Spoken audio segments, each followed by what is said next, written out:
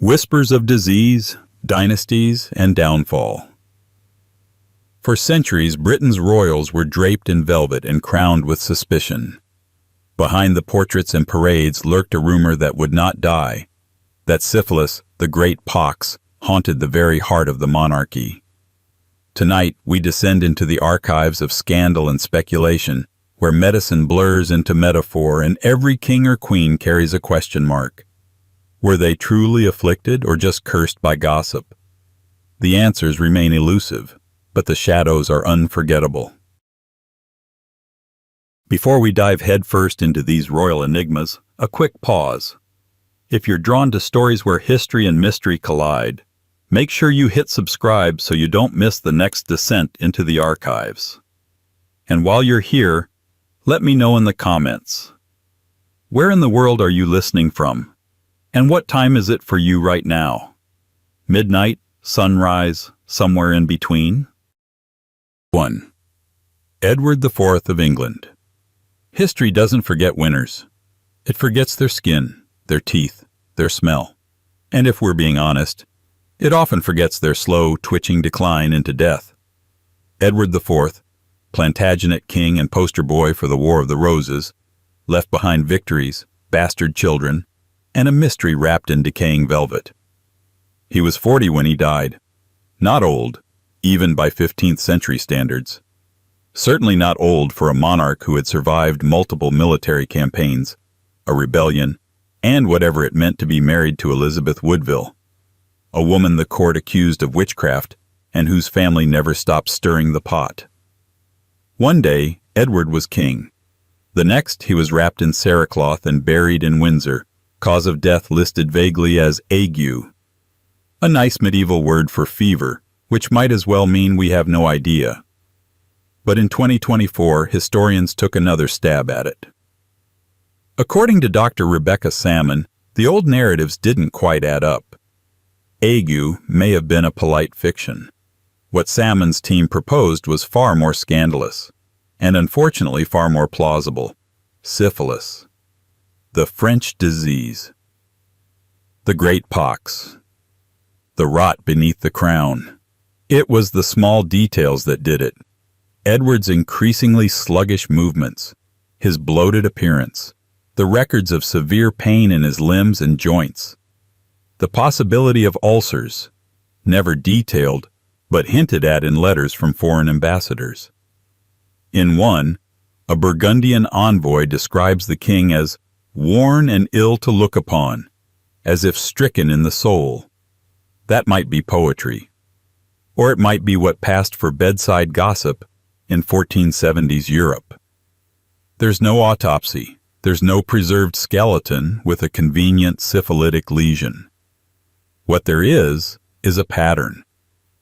Edward, once a towering warrior of 6'4", practically a giant in his day, was reduced in the last years to a recluse who could barely ride. His court masked the decline with proclamations about rheumatism and spiritual exhaustion. But spiritual exhaustion doesn't twist your spine and fog your mind. And if the disease wasn't in his blood, it was certainly in his court. The late 15th century was peak time for syphilis in Europe, just before it would explode in the early 1500s. The wars Edward fought weren't just about land or crowns. They were fought through brothels, between mistresses, in the margins of palace ledgers listing ointment for the king's night sweats.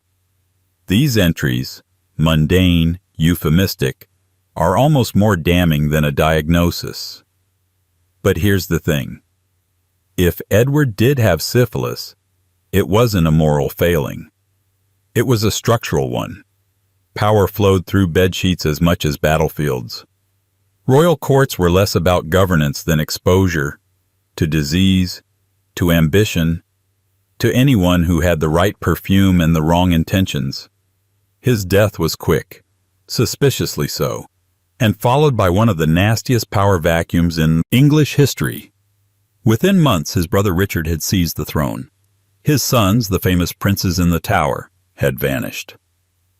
The Tudors would rise from this blood-soaked vacuum, branding the Yorks as decadent, diseased, and damned. It's almost too easy to imagine.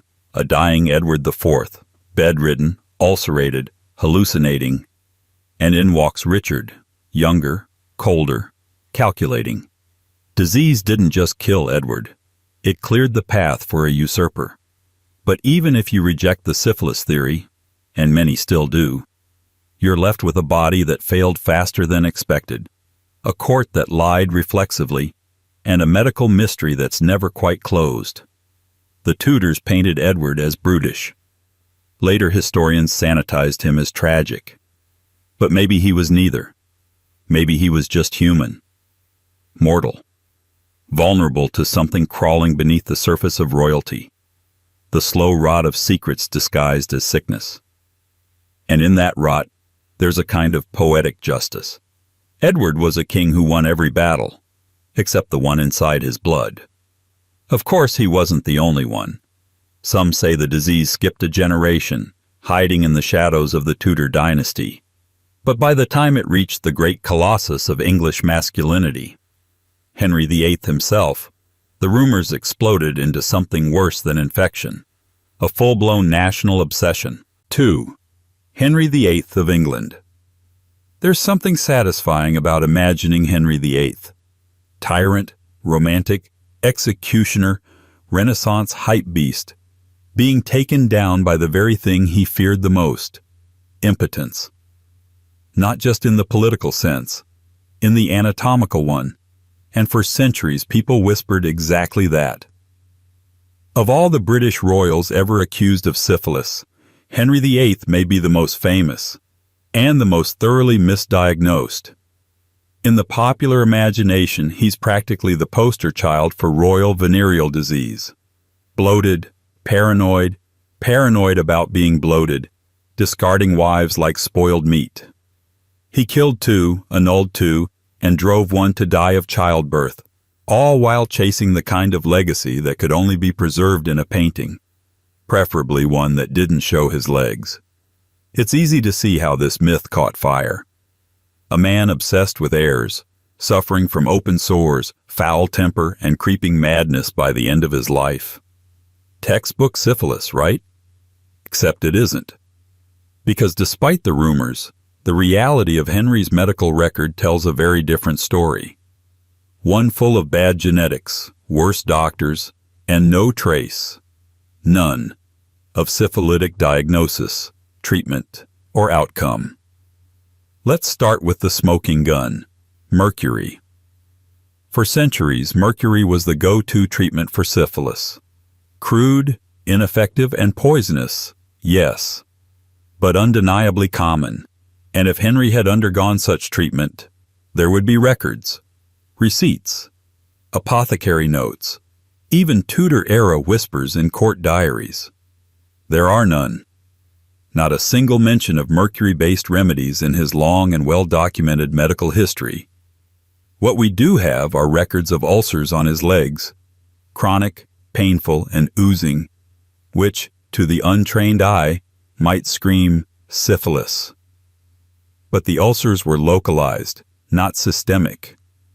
And crucially, they didn't come with the other signs you'd expect from a late-stage case. No neurological collapse, no loss of vision, no mental deterioration that couldn't be explained by his political paranoia or mounting failures. In fact, Henry remained mentally lucid, cruelly so, up to the very end. But the rumors didn't start in modern times. They began while Henry was still alive, fermented in Europe's chattering classes, spread by enemies who found the idea of a diseased tyrant deliciously poetic. The Catholic powers, already furious with Henry for divorcing Catherine of Aragon and launching the Anglican Church like a theological startup, didn't hesitate to paint him as both heretic and hypocrite. A man whose body bore the proof of divine punishment. The idea stuck. Not because it was true, but because it was useful. And like all good propaganda, it evolved. Victorian biographers, eager to cast moral judgment across centuries, revived the syphilis theory with moralistic flair. To them, It wasn't just likely that Henry had the disease. It was inevitable. After all, how else could they explain the sheer moral decay of his court? The promiscuity, the betrayal, the bloodshed? In the absence of psychology, they reached for pathology. But modern historians and medical experts have been less kind to the rumor. The Museum of Health debunked the theory comprehensively in 2024, citing not only the lack of symptoms, but the more likely alternative: metabolic syndrome. Henry, by the end of his life, was over 300 pounds, barely mobile, and suffering from type 2 diabetes and hypertension. Though they didn't have those names back then. His ulcers were venous, caused by poor circulation. His mental swings likely stemmed from chronic pain, isolation, and the existential crisis of being a king who had outlived his usefulness. And yet, the myth survives, because it's narratively satisfying. We like the idea that someone who ruined so many lives through lust and ego might have been undone by the very sins he embraced. We want Henry to have been punished, to have rotted from the inside out. We want the disease to be symbolic, but truth doesn't bend to narrative. If Henry VIII was diseased, it wasn't from syphilis. It was from power. He caught it early, somewhere between his first annulment and his second beheading. And by the time he died, his legacy had infected every corner of English politics, religion, and monarchy. So no, Henry VIII probably didn't have syphilis. What he had was worse. A completely healthy brain, fully aware of the ruin he left behind. A mind not clouded by disease, but sharpened by its absence. He knew what he was doing, and that makes his story all the more disturbing. But if the throne escaped this particular affliction in Henry's time, it didn't stay clean for long, because not far down the royal bloodline, another name appears, younger, stranger, and far more tragic. A man whose beautiful face and violent end would spark whispers of the Great Pox once again. Henry VIII may not have carried the Great Pox after all. But as you can see, rumors often outlive the truth. And speaking of stories that linger, if you're enjoying this journey through the shadows of royal history, make sure you're subscribed so you won't miss the next twist. While you're at it, drop a comment below. Where are you watching from, and what time of day is it in your corner of the world? 3. Henry Stuart, Lord Darnley. He had the height of a prince, the face of a saint, and the judgment of a candle left burning too close to a tapestry. Henry Stuart, Lord Darnley, husband of Mary, Queen of Scots, father to a future king of both England and Scotland, and a man whose royal blood ran dangerously close to madness, entered the court like a golden statue and left it like a ghost. Darnley's story begins with power, not the kind that's taken, but the kind that's inherited, and always slipping. He had a claim to both English and Scottish thrones, which made him attractive to Mary, who was herself wading through international plots, domestic rebellion, and the ever-present threat of Protestant insurrection. Their marriage was political, yes, but also emotional. Mary fell for him, or fell for the idea of him. And like most dangerous ideas, it didn't take long to rot. The rumors started not long after the wedding bells stopped echoing. Darnley grew sick, not just politically but physically. Letters from foreign diplomats note his sudden weight loss, his pallor, his tendency to disappear for days at a time. His behavior turned erratic. He drank excessively, insulted courtiers, and once tried to storm into Mary's chambers with a group of armed men. It would be easy to chalk this up to arrogance, or desperation, or the awkward adolescence of a 21-year-old nobleman unready for the role of consort. But others whispered something darker. Syphilis, or more politely in Tudor correspondence, a wasting illness, a pox, the prince's decline. In a court riddled with metaphor, disease was often the shadow cast by sin. Darnley had both. His enemies, and they were numerous, spread rumors of sexual indiscretions, of foreign trysts, of affairs both heterosexual and not. Pamphlets hinted at his corruptions of the body, while Catholic chroniclers who disliked his wavering religious loyalties hinted that God had marked him. Some modern historians point to an outbreak of smallpox in 1566, which Darnley is documented to have survived. That's the official explanation for his decline. A bout of smallpox that left him weakened, paranoid, and desperate for recognition. But there are a few problems with that theory. For one, no one else at court caught it. For another, the symptoms described don't line up with classic smallpox.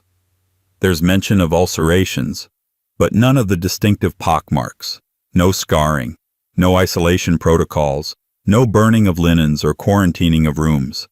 All standard responses to smallpox outbreaks in the 16th century noble households. And then there's the timing.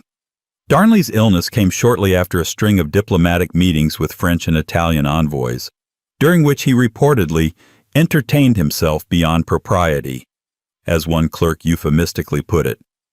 When he returned, he was changed, not just in spirit but in flesh. If Darnley did contract syphilis, it would explain a lot.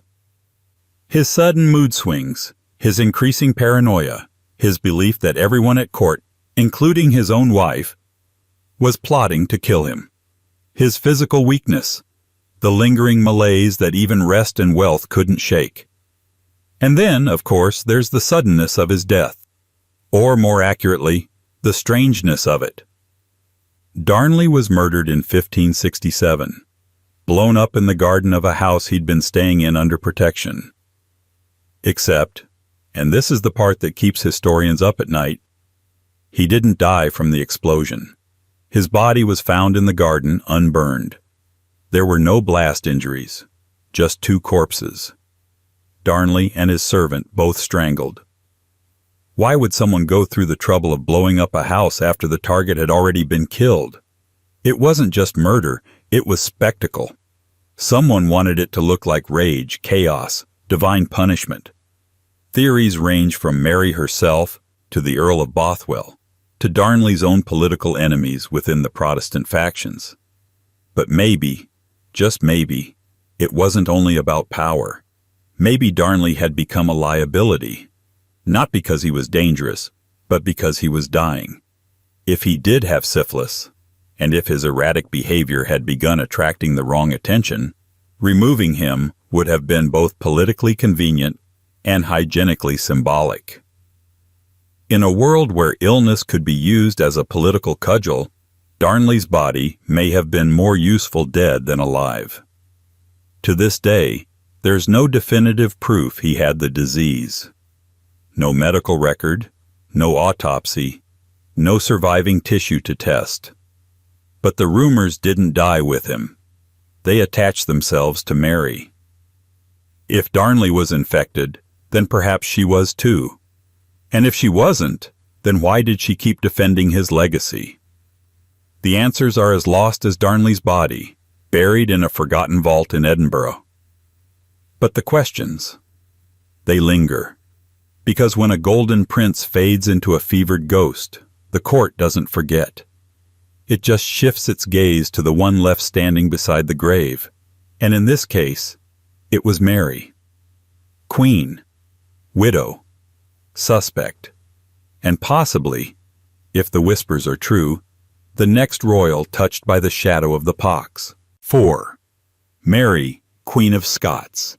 To understand Mary, Queen of Scots, you have to understand the curse of being beautiful in a world that doesn't forgive mistakes, especially not royal, Catholic, female ones.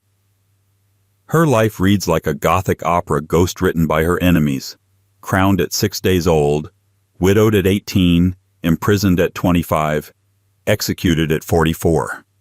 But somewhere in that grim timeline, a rumor began to circulate, soft at first, then louder, that Mary had been infected by syphilis. It wasn't about her, not directly. The accusation didn't start with her symptoms, or her physicians, or any record of illness in her long captivity. It started with her second husband, Henry Stuart, Lord Darnley, the Golden Prince who darkened into scandal, and whose mysterious death left behind more smoke than fire. If Darnley was infected, and Mary shared his bed, then logic, or at least Tudor logic, followed that she was infected too. This is the origin of the syphilitic queen theory, not from diagnosis, but from implication. Guilt by association, disease by marital contact. The historical evidence? Thin.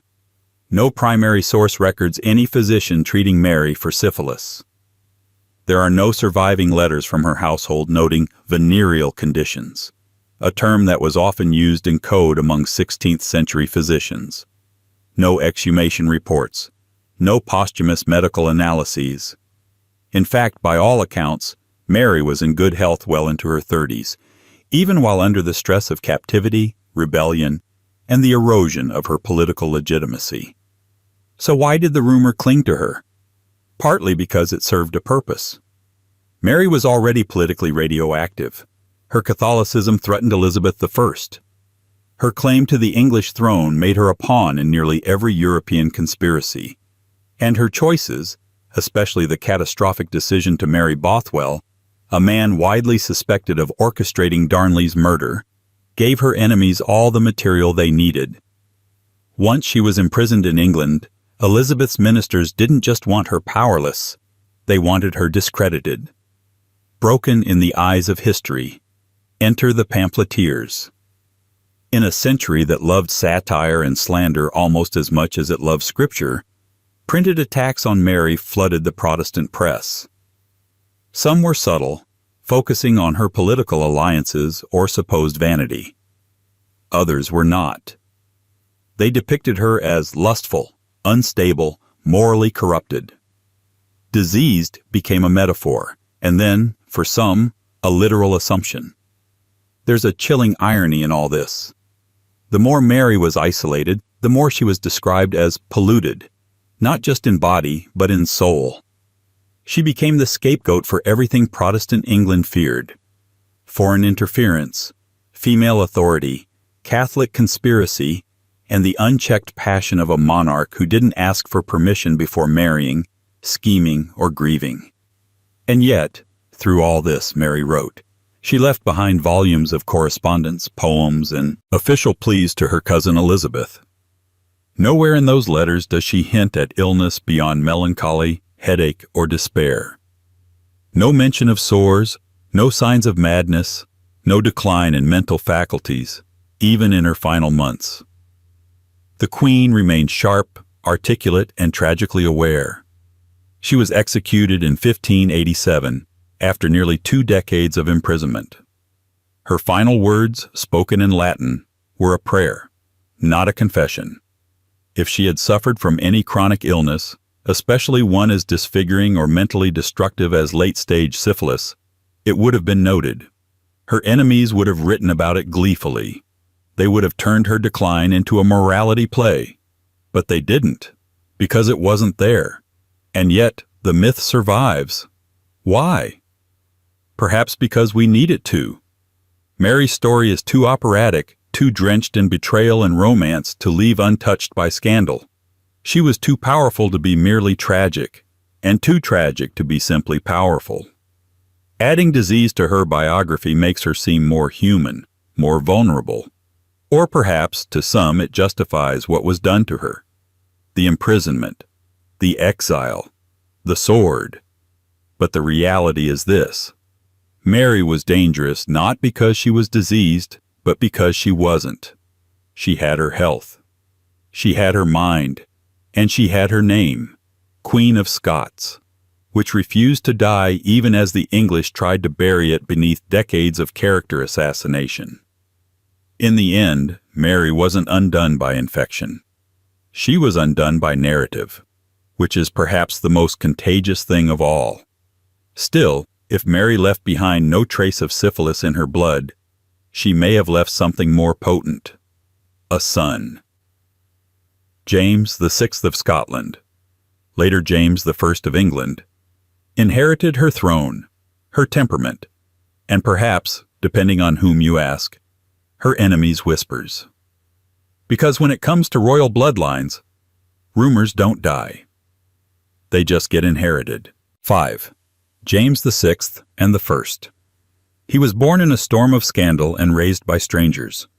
Crowned King of Scotland at 13 months old, James VI would eventually unite the thrones of England and Scotland, and in doing so, inherit not just 2 crowns, but centuries of superstition, surveillance, and suspicion. By the time he became James I of England, he was more than a monarch. He was a myth with legs that occasionally limped, but that's beside the point. For a king who wrote books about demonology and authorized the King James Bible, James was surprisingly unwell. Not dramatically, not poetically, but persistently. He suffered from a long list of ailments: arthritis, gout, kidney stones, migraines, tinnitus, trembling hands. None of them fatal, all of them annoying. It's the sort of resume you'd expect from someone who spent most of his adult life sitting in council chambers and being lied to. But as always with monarchs, the symptoms were only half the story. Whispers followed him. Not about his politics, though those were endlessly polarizing, but about his body, his fragility, his delicacy, his skin, his nerves, and, eventually, about whether he too had inherited something more sinister than 2 kingdoms. Syphilis, the great pox, not as a proven diagnosis, but as a persistent suspicion, a disease lurking beneath the lace ruffles and Latin proclamations. The actual evidence? Almost non-existent. James was known for his peculiar posture and a strangely halting gait, which some observers described as shuffling. His hands trembled so often that he rarely signed his own letters. He was also prone to fatigue, insomnia, and unexplained fevers. Enough to make 17th century court watchers squint and speculate, especially those with political motives. Add to this his famously close relationships with young male courtiers, George Villiers, Duke of Buckingham, chief among them, and the courtly gossip machine had everything it needed. In a culture that moralized illness and equated physical frailty with moral corruption, it was only a matter of time before someone added venereal affliction to the list of royal sins. It didn't help that syphilis was rampant in Europe during James's reign. The disease was no longer a rare, exotic punishment for soldiers and sailors. It was a public health crisis with aristocratic implications. Physicians were obsessed with it. Pamphlets fixated on it. Even plays used it as shorthand for decay and moral decline. And James, a king who ruled by divine right but struggled with public perception, made a tempting target. But when you dig into the records, the royal prescriptions, the ambassadorial reports, the correspondence of court physicians, the syphilis theory begins to crumble. There is no mention of mercury treatments, no signs of neurological breakdown, no documented rashes or lesions. In fact, James lived to 58, a perfectly respectable age for a monarch in the early 1600s, and remained mentally coherent, if increasingly paranoid and irritable, until the end. His ailments were real. But they appear to have been more mundane than scandalous. Arthritis? Absolutely. Kidney stones? Definitely. And extremely painful ones, judging by the frequency of treatments. But syphilis? That seems to have been a shadow projected onto him by satirists and enemies, eager to undermine his authority with a suggestion too scandalous to prove and too delicious to ignore. It's worth noting that James himself was obsessed with disease. He issued public health edicts, fled cities at the first sign of plague, and demanded rigorous cleanliness from his household staff. He even claimed that he could smell when someone was ill. Whether that was hypochondria or just excellent political instinct is up for debate, but it suggests a man deeply aware of how disease could be both a literal and symbolic threat to his sovereignty. James was also an image-conscious king. Despite his physical insecurities, he was acutely aware of how he was perceived, both at home and abroad. He knew that frailty, especially of the body, could be weaponized against him. And so he masked it with words, with theology, with policy, with pageantry. If his hands shook, his decrees didn't. If his legs stumbled, his prose stood firm.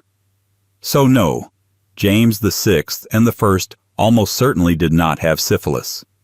But the fact that we're still asking the question says something about monarchy itself. About how we map moral meaning onto medical mystery. About how we want kings, especially complex ones, to be tragic, flawed, diseased, especially when their flaws mirror our fears. Because if James was sick, then his kingdom was too. If he trembled, maybe the empire trembled with him. And if there was rot in the king's bones, even if imagined, then maybe that explained why things never quite held together after he was gone. And when he was gone, he left a son. One who believed in divine right with almost suicidal devotion. A king who would not bend and would eventually break. Charles I. Whispers of pox would follow him too. As always, they never arrived with proof. Only smoke, only speculation, only the scent of something rotting just behind the crown. 6. Charles I. Charles I didn't look like a man destined to be torn apart by his own kingdom. Small, quiet, sickly as a child. He wasn't even supposed to be king. But fate, much like monarchy, doesn't always reward the prepared. It rewards the survivor. And when his older brother Henry died of typhoid in 1612, Charles stepped forward, stiff-necked, soft-voiced, and curiously fragile for someone who would later plunge his nation into civil war. And like most rulers caught between divine right and public opinion, he came with rumors. Some about his politics, some about his faith, and some, predictably, about his body. Syphilis, they said. Not as a certainty, not as a diagnosis, but as an accusation whispered by pamphleteers, foreign diplomats, and enemies with printing presses and sharp tongues. Of course, there's no hard evidence, not in the strict sense. No royal physicians left behind notes saying, "The king is poxed." No diaries confessing sudden madness, no secret treatments logged in royal ledgers. But in the court of public perception, Charles had all the wrong symptoms. He was pale, withdrawn, subject to occasional tremors. He had what contemporaries described as melancholic humors, 17th century shorthand for long silences, black moods, and bouts of self-isolation. He was obsessed with control. Every button, every sermon, every clause in every treaty had to be exactly right. And yet the tighter he gripped the reins, the more everything around him unraveled. He also had a tendency to appear not quite well at crucial public moments. In 1633, during his Scottish coronation, a ceremony designed to reinforce legitimacy, he looked visibly fatigued and refused to eat publicly. Courtiers whispered that he had taken ill, though the official word was that he was touched by the weather. A convenient diagnosis, especially in Scotland. By the time civil war broke out in 1642, Charles had become a deeply polarizing figure. To royalists, he was a holy martyr. To parliamentarians, he was the embodiment of corruption, not just political, but physical. Satirical broadsheets depicted him as deformed, poisoned, consumed by internal filth. Some went further, implying venereal disease as a metaphor for his moral decay. Syphilis became a symbol, not a symptom. A way to explain his stubbornness, his isolation, his alleged detachment from reality. This wasn't just gossip, it was political strategy. Because in the 17th century, to accuse a king of disease was to accuse him of failure. The body of the monarch represented the body politic. If the king was infected, so was the state. And if the king could not be cured, neither could the nation, except perhaps by cutting off the head. Still, the actual medical records that survive tell a different story. Charles was reasonably healthy for most of his life. He fathered 9 children, rode horses well into his 40s, and maintained a steady, if rigid, mind. He did suffer from digestive problems and joint pain. But so did most nobles who spent their lives eating salted meats and sitting through 4-hour council meetings. His court physician, Sir Theodore de Mayerne, left detailed notes on Charles's diet and habits. None of them point to syphilis, no mercury, no cauterization, no mentions of ulcers, lesions, or mental collapse. What they do reveal is something more subtle. A man under extraordinary psychological strain. A man who believed, genuinely, catastrophically, that kingship was sacred, indivisible, and non-negotiable. And like many men who refused to bend, Charles eventually snapped. Not physically, politically. His trial in 1649 was a spectacle, not just because it was the first time an English king had been put on trial by his own subjects, but because of how he behaved. Calm, precise, detached. He spoke not like a dying man, but like a man already martyred. There were no signs of disease, no shakes, no lapses in memory. If anything, he looked healthier than some of the judges sent to condemn him. He died on the scaffold, clean-shaven, straight-backed, unapologetic. And in that moment, the rumors about his body were overshadowed by the reality of his death, the cut that severed not just a head, but a dynasty. But even in death, the whispers continued. Because while Charles's body lay in a coffin, England entered a decade of political experimentation, religious paranoia, and ultimately, restoration. And when the monarchy returned in 1660, it didn't come back purified. It came back covered in perfume, powdered wigs, and the same old rumors, only now with even more velvet. The restoration was a time of indulgence, laughter, masks, masquerades. But behind the silks and silences, the old disease re-emerged, not in policy, but in flesh. Because the next king, Charles's son, would carry his name and his crown, but perhaps not his restraint. And the court of Charles II would become the most openly decadent in British history, and with it came mistresses, scandal, and yes, more whispers of the great pox. 7. Henrietta Maria. To some, she was a queen. To others, a foreign infection in silk. Henrietta Maria of France, wife of Charles I, was never just a consort. She was a symbol, one that meant different things depending on which side of the Reformation you happened to be on. To English Protestants, she was a Catholic threat. To European Catholics, she was a political foothold. And to the public, she was scandal made flesh. Accusations followed her across borders. Papist, sorceress, corrupter. But among the ugliest and strangest was the whisper that she had brought something else into England. Syphilis. It wasn't shouted. It never is at first. But it crept through pamphlets, scrawled in metaphors, buried in satire. Some said she arrived with French affections, a wink to both her nationality and her suspected diseases. Others called her the unclean dove, poetic shorthand for a queen suspected of carrying more than just rosary beads in her baggage. Let's be clear, there is no credible medical evidence that Henrietta Maria ever suffered from syphilis. She lived into her 60s, well beyond the average lifespan for 17th century European nobility. She bore 9 children, survived the English Civil War, and endured 2 decades of exile. No letters from her personal physicians, no eyewitness accounts from courtiers, no suggestive treatments like mercury baths or isolation chambers appear in the record. So where did the rumor come from? Blame the politics. England in the 1640s wasn't just fracturing, it was actively consuming itself. The monarchy was increasingly unpopular, Parliament was armed and increasingly bold, and the public was hungry for an enemy they could blame for the slow collapse of order. Henrietta, being French, Catholic, and female, was the perfect scapegoat. She was said to be the hidden hand behind her husband's stubbornness. A shadow advisor in lace gloves, whispering foreign ideas into Charles I's ear. She imported Catholic priests. She built a private chapel. She corresponded with Rome.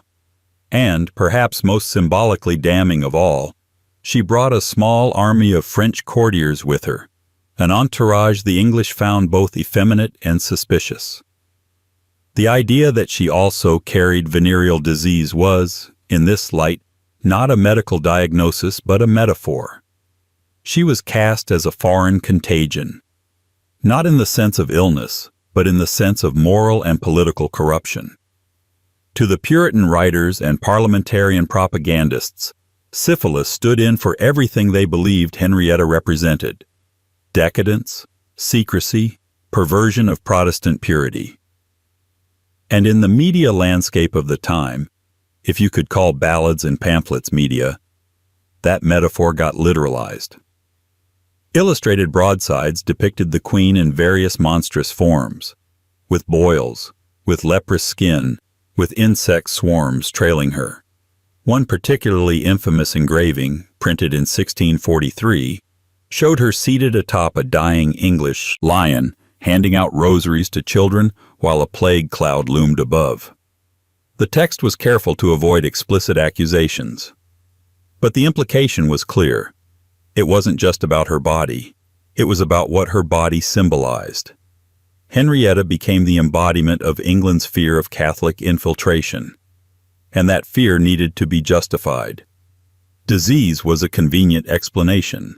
If England was sick, then surely it had caught something, or someone, foul. But the real Henrietta Maria wasn't rotting from the inside. She was strategizing, negotiating with foreign courts, writing letters, fundraising armies, smuggling royalist messages. When the Civil War escalated and Charles lost his grip on power, she fled to France, not as a diseased exile, but as a diplomat in velvet armor. And yet, the rumors stuck. They always do. Even after Charles's execution, even after her eventual return to England in the early 1660s, older, thinner, but still politically shrewd, the stain remained. Her critics never apologized. No pamphlets were retracted. History doesn't wash its hands so easily. What's fascinating is how Henrietta outlived the gossip. She saw her son restored to the throne. She watched the monarchy rebuild itself, brick by whispered brick. And she died peacefully in a French convent, surrounded by portraits of saints and her own grandchildren. Not the tragic, decaying figure the pamphlets warned of, just a queen, forgotten by many, misunderstood by more. So no, Henrietta Maria did not suffer from syphilis, but the idea that she might have says more about England than about her. It reveals how disease can be weaponized, not to describe reality, but to distort it. How gossip becomes policy, how fiction corrodes fact. And in the court that followed her, one ruled by her son, Charles II, those distortions only became more theatrical. Because if Henrietta was accused of bringing infection into England, her son was accused of spreading it with gusto. And in his court, the rumors wouldn't be metaphor. They'd be dressed in wigs, drenched in perfume, and whispered across dozens of beds. 8. Charles II of England. If Charles I died for his crown, Charles II lived for it, extravagantly, unapologetically, and in full theatrical technicolor. His reign was dubbed the Restoration, and restore he did. The monarchy, the theaters, the taverns, the scandals, and most of all, the king's right to behave like a man who knew death intimately and had decided to keep it waiting with champagne and courtiers. But with the Restoration came whispers, and with whispers came accusations. As always, syphilis surfaced, not as a confirmed affliction, but as a hovering suspicion, the kind of rumor that slips through velvet corridors and sticks to everything it touches. After all, Charles's lifestyle didn't just flirt with scandal, it moved in with it. He had mistresses, many and very publicly. Nell Gwynn, Barbara Palmer, Louise de Querouaille, Hortense Mancini, among others. He fathered at least a dozen illegitimate children. His court was less a royal institution and more a stage show with political consequences. The king, painted with flowing wigs and bedroom eyes, was said to be tireless, indulgent, and a little too eager to avoid the company of his own wife, Queen Catherine of Braganza. So when the rumors came, they landed easily. The idea that Charles II might have contracted syphilis wasn't born from a symptom. It was born from a lifestyle. The logic was seductive. How could someone live like that and not get infected? And yet, despite the convenient narrative, the historical record provides no confirmation. Yes, Charles suffered from ailments, headaches, digestive troubles, occasional fevers, but none of the classic markers of syphilis ever appeared. No neurological deterioration, no rash, no signs of mercury treatment, which by the 17th century had become standard, if horrific, protocol for venereal disease. His physicians, some of the most documented and letter-happy men of their time, never mentioned it. And Charles himself, who joked openly about everything from his parliament to his paramours, never hinted at illness beyond the usual royal inconveniences. More interesting, perhaps, is the timing of the rumors. They gained traction not during his life, when he might have sued or scoffed or thrown someone in the tower, but after his death. That's when the stories bloomed. In 1685, Charles fell ill after a sudden and violent seizure. He lingered for several days, semi-conscious, slipping in and out of coherence. His physicians, in a flurry of panic, tried everything: bleeding, blistering, purging, enemas, herbal concoctions, even powdered human skull. None of it worked. He died at the age of 54. The cause of death? Modern analysis suggests chronic kidney disease, possibly brought on by years of hypertension or high mercury exposure from previous non-syphilitic treatments. But as always, the lack of clarity opened the door. And into that door walked the gossips. Syphilis, some declared. Divine. Punishment, others whispered. After all, wasn't this the king who flaunted sin? Who laughed in the face of Puritan restraint? Who publicly endorsed religious tolerance while privately dodging any kind of marital fidelity? To critics, Charles's alleged affliction became proof of the moral decay they had always claimed clung to his reign. The disease was never about his body. It was about his symbolism. In their eyes, he didn't just rule England, he corrupted it. But again, no evidence supports the diagnosis. In fact, by contemporary standards, Charles was one of the more resilient kings physically. He governed through plague, fire, war, and scandal, all while maintaining a sharp intellect and a famously dry wit. His official correspondence remained articulate until the very end. No delusions, no dementia. Just a man whose body gave out after a lifetime of rich food, poor medicine, and political stress. Still, the myth of his infection persists. And it persists because it feels narratively perfect. The decadent king undone by his own decadence. The libertine punished by the very pleasures he refused to renounce. It's not medical history. It's moral theater. And perhaps that's what makes Charles II so fascinating. He wasn't tragic in the way his father had been. He wasn't saintly or tortured or pious. He was practical. He understood that being king meant being mythologized, often against your will. So he leaned into it, played the part, laughed along. And maybe that's why the rumors didn't need to be true, because the performance was convincing enough. Still, if Charles managed to dance just outside the reach of infection, or at least the public recognition of it, his brother would not be so lucky. When James II took the throne, he inherited not just a kingdom, but a shadow. One that would follow him into exile, etched into the ink of Restoration satire and burned into the memory of a monarchy that had learned to fear both rebellion and rumors. 9. James II of England. By the time James II ascended the throne in 1685, the English monarchy had learned to expect two things from its kings: scandal and suspicion. His older brother Charles II had provided both in abundance, wrapped in silk and laughter. James brought a different energy entirely, rigid, unforgiving, Catholic, and, if the satirist were to be believed, possibly diseased. The rumors didn't start with James's policies. They started with his body, or, more precisely, with how that body looked under pressure. His complexion, his stiffness, the sudden changes in his appearance. A courtier wrote that he had a certain bloom, then a sudden fade. Another noted his frequent absences for illness, unnamed. And so the whispers followed, as they always do in palaces with long corridors. Syphilis, the great pox, the royal rot. It wasn't a diagnosis. It was a hypothesis, and a politically motivated one at that. James's real affliction, at least in the eyes of Parliament and much of Protestant England, wasn't medical. It was theological. A Catholic king on a Protestant throne, an unapologetic convert in a country that had long since burned its ties to Rome. For many, that alone was proof of corruption. His faith was seen not as devotion, but as contamination, and contamination needed symbols. Syphilis was one.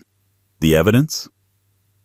Again, as with so many of these royal figures, it's almost entirely circumstantial. James was known to suffer from periodic bouts of illness, fatigue, leg pain, skin irritation. Nothing dramatic, nothing documented with certainty, but enough to fuel speculation. He also had a short temper, a flair for paranoia, and a love of secrecy. All qualities that, to his critics, hinted at something festering behind the mask of divine right. Satirical pamphlets, the primary weapons of public opinion at the time, painted James in grotesque terms. In one notorious 1687 print, he's shown holding a rosary in one hand and scratching his leg with the other, sores exaggerated and eyes sunken. In another, he's depicted as a fox-faced figure whose touch corrupts the throne itself. The disease isn't the point.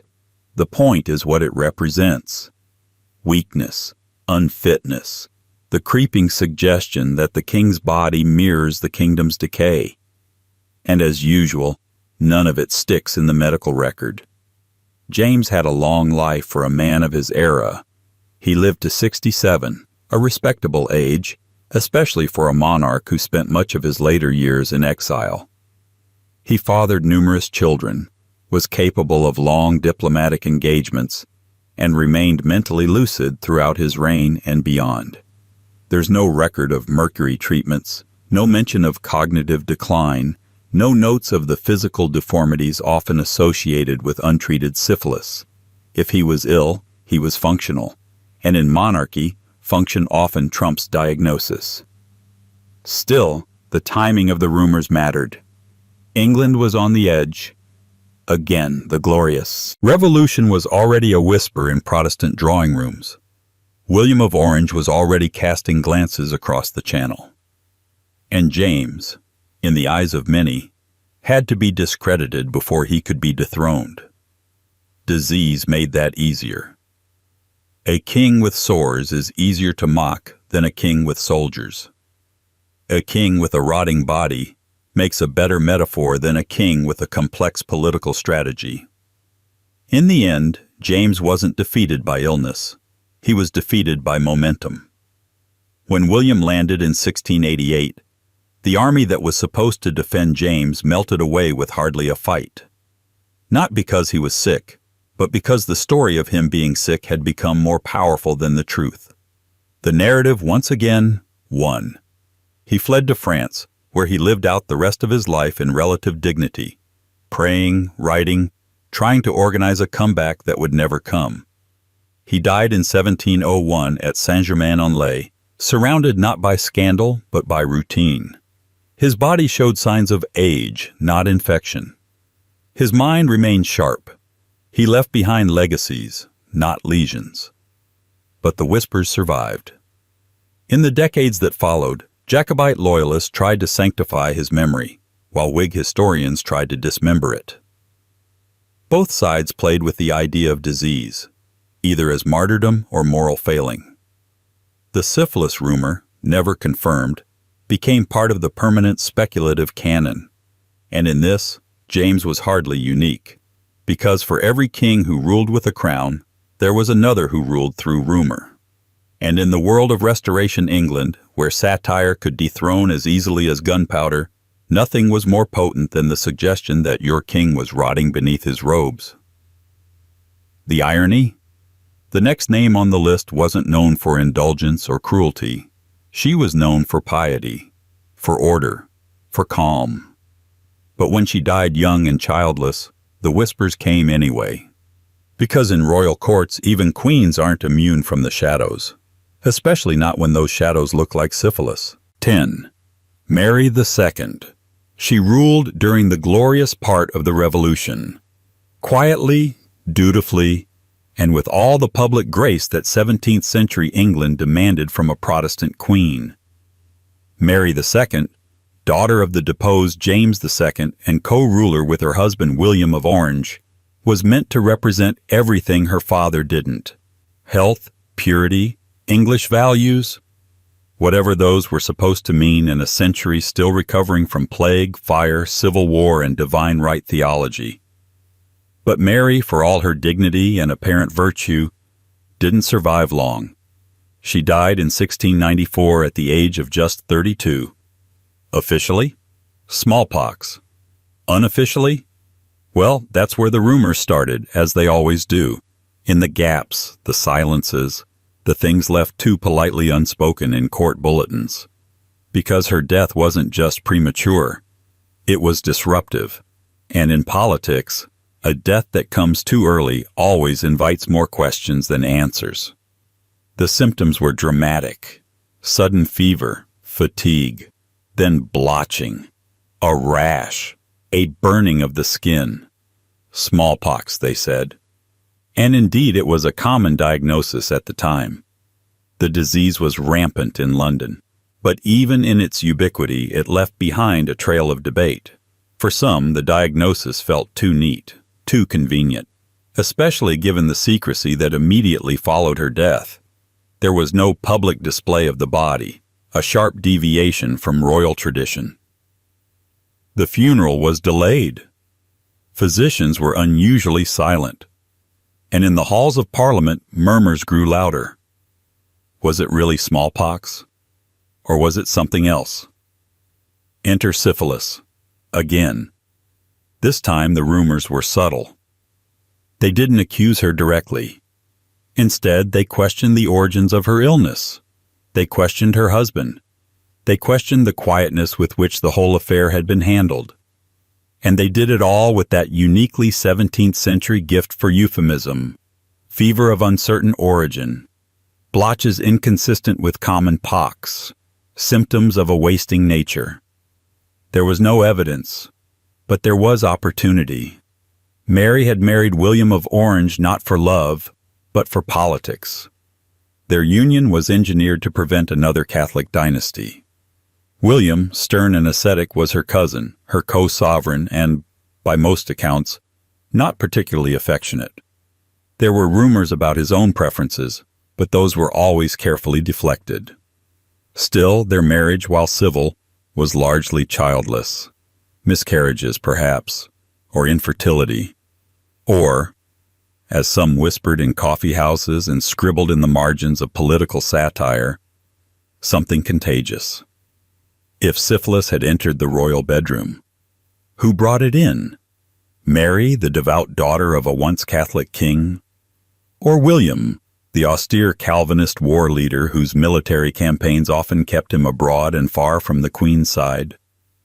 The answer, of course, is that there is no answer. Because the question itself was never about medicine. It was about narrative. In an era obsessed with morality plays, disease was more than biology. It was judgment. If Mary died young, it had to mean something. A lesson, a punishment, a revelation. But modern historians are, predictably, less interested in allegory, and what they've found doesn't support the syphilis theory. Her physicians described high fever, pustular eruptions, and eventual organ failure, symptoms more aligned with virulent smallpox than with venereal disease. There are no notes of mental decline, no records of mercury treatment, no mention of secondary stage lesions or neurological impairment. The king himself was reportedly devastated by her death. Not a man pretending to grieve a woman already estranged by scandal or sickness. So why did the rumor survive? Partly because Mary's death left such a gaping absence. She had no children, no successor, no dramatic final act. She simply faded, abruptly, in the middle of winter. And in politics, a clean death is never satisfying. People needed a story, a scandal, a trace of sin in the saint. And perhaps, just perhaps, it was because of who she was, a woman in power. Even sharing it with her husband, Mary was still a queen in her own right. And powerful women, especially those who appear too perfect, tend to attract blemishes. If not on their skin, then on their legacy. So no, Mary II likely never suffered from syphilis. But her brief reign, clean, efficient, quietly devout, wasn't immune to the cultural infections of her time. Rumor, suspicion, the need to explain early death with something more than bad luck or bad air. And as always, when the queen fell, attention shifted to the man left behind. William III, cold, reclusive, more comfortable on the battlefield than the ballroom, would rule alone. And while his enemies couldn't quite accuse him of passion, they would accuse him of something worse: hiding. Behind theology, behind silence, and according to some, behind the suspicious veil of a royal disease that seemed to follow the crown like a curse. 11. William III. William III was a king who never quite fit the role, even as he performed it with ruthless efficiency. He wasn't born to rule England. He was born in The Hague, a Dutch Protestant champion raised for war and reformation, not ceremony and tradition. When he landed in England in 1688, invited, mind you, by English Protestants eager to depose his father-in-law, he brought with him not a royal glow but a chill. The kind that drifts in through a palace window and never quite leaves. Where Charles II had been velvet and vice, and James II a stubborn firebrand, William III was ice, reserved, sharp, and politically brutal. But behind that frosty exterior, rumors once again began to thaw and drip. The question wasn't if William had enemies, he had plenty, but what they would accuse him of. And eventually they landed on a familiar target: syphilis. As usual, it wasn't about medicine, it was about meaning. The accusations against William weren't widespread during his early years. He was, after all, a Protestant savior, the man who restored balance, or at least Protestant dominance, in the kingdom. But the public is a fickle thing, especially when it's trying to understand a monarch who rarely smiled, walked with difficulty, and kept his personal life tightly sealed. Over time, those observations crystallized into speculation. The king was thin. He had a perpetual cough. He suffered from asthma, dropsy, fluid retention, and recurring fevers. His face was described as pale and drawn, his body slight and seemingly in decline even in his 40s. Add to this the fact that he had no surviving children and a wife who died young, and the ingredients were there. The pot just needed stirring. Political cartoons began to depict him as fragile, sickly, almost waxen. His enemies, particularly Jacobite supporters who wanted to restore James II's line, took advantage. They cast him as a puppet king, barely held together, masking disease with power. Some whispered that he had brought more than soldiers and Protestantism from the continent. He had brought the French disease. It was ironic, considering he was the one supposedly saving England from foreign corruption. The pamphlets didn't need proof. They never do. All they needed was suggestion. That he walked with a stoop. That he winced during court appearances. That his temper was short and his appearances increasingly rare. By the late 1690s, some were referring to him as the Poxed Dutchman, a title both xenophobic and clinically speculative. And yet, the records tell a more grounded story. William III suffered from lifelong asthma, which worsened significantly during England's damp winters. His persistent cough and wheezing were noted from his youth, and often treated with opiates, herbs, and the usual barrage of ineffective 17th-century remedies. His thin frame wasn't the result of wasting disease, but chronic illness and the natural build of someone bred more for horseback than for courtly displays. He also suffered a significant injury in 1702, a broken collarbone caused by a fall from his horse. It was this injury, complicated by pneumonia, that ultimately killed him. Not madness, not decay, certainly not tertiary stage syphilis. His personal physicians, including Dr. Hans Sloane, one of the most reputable doctors in London, left detailed notes about his decline. Nowhere is syphilis mentioned. There's no evidence of mercury treatment, no signs of disfigurement, no records of neurological impairment. His mind remained intact, his speech clear, his judgment as cold and calculated as ever. So why did the rumor persist? Because William III didn't perform monarchy the way people expected. He wasn't warm. He wasn't theatrical. He rarely addressed crowds or played to the gallery. He ruled through advisors, ministers, and military command. His private life was exactly that. Private. And in a court obsessed with visibility, privacy often looked like guilt. His childlessness, too, became a point of focus. With Mary II dead and no heir in sight, the dynasty he and Parliament had gone to great lengths to secure was suddenly fragile again. The succession crisis stirred public anxiety, and where there is royal anxiety, there is often medical speculation. If the king had no children, was it by choice, by tragedy, or by something unspoken?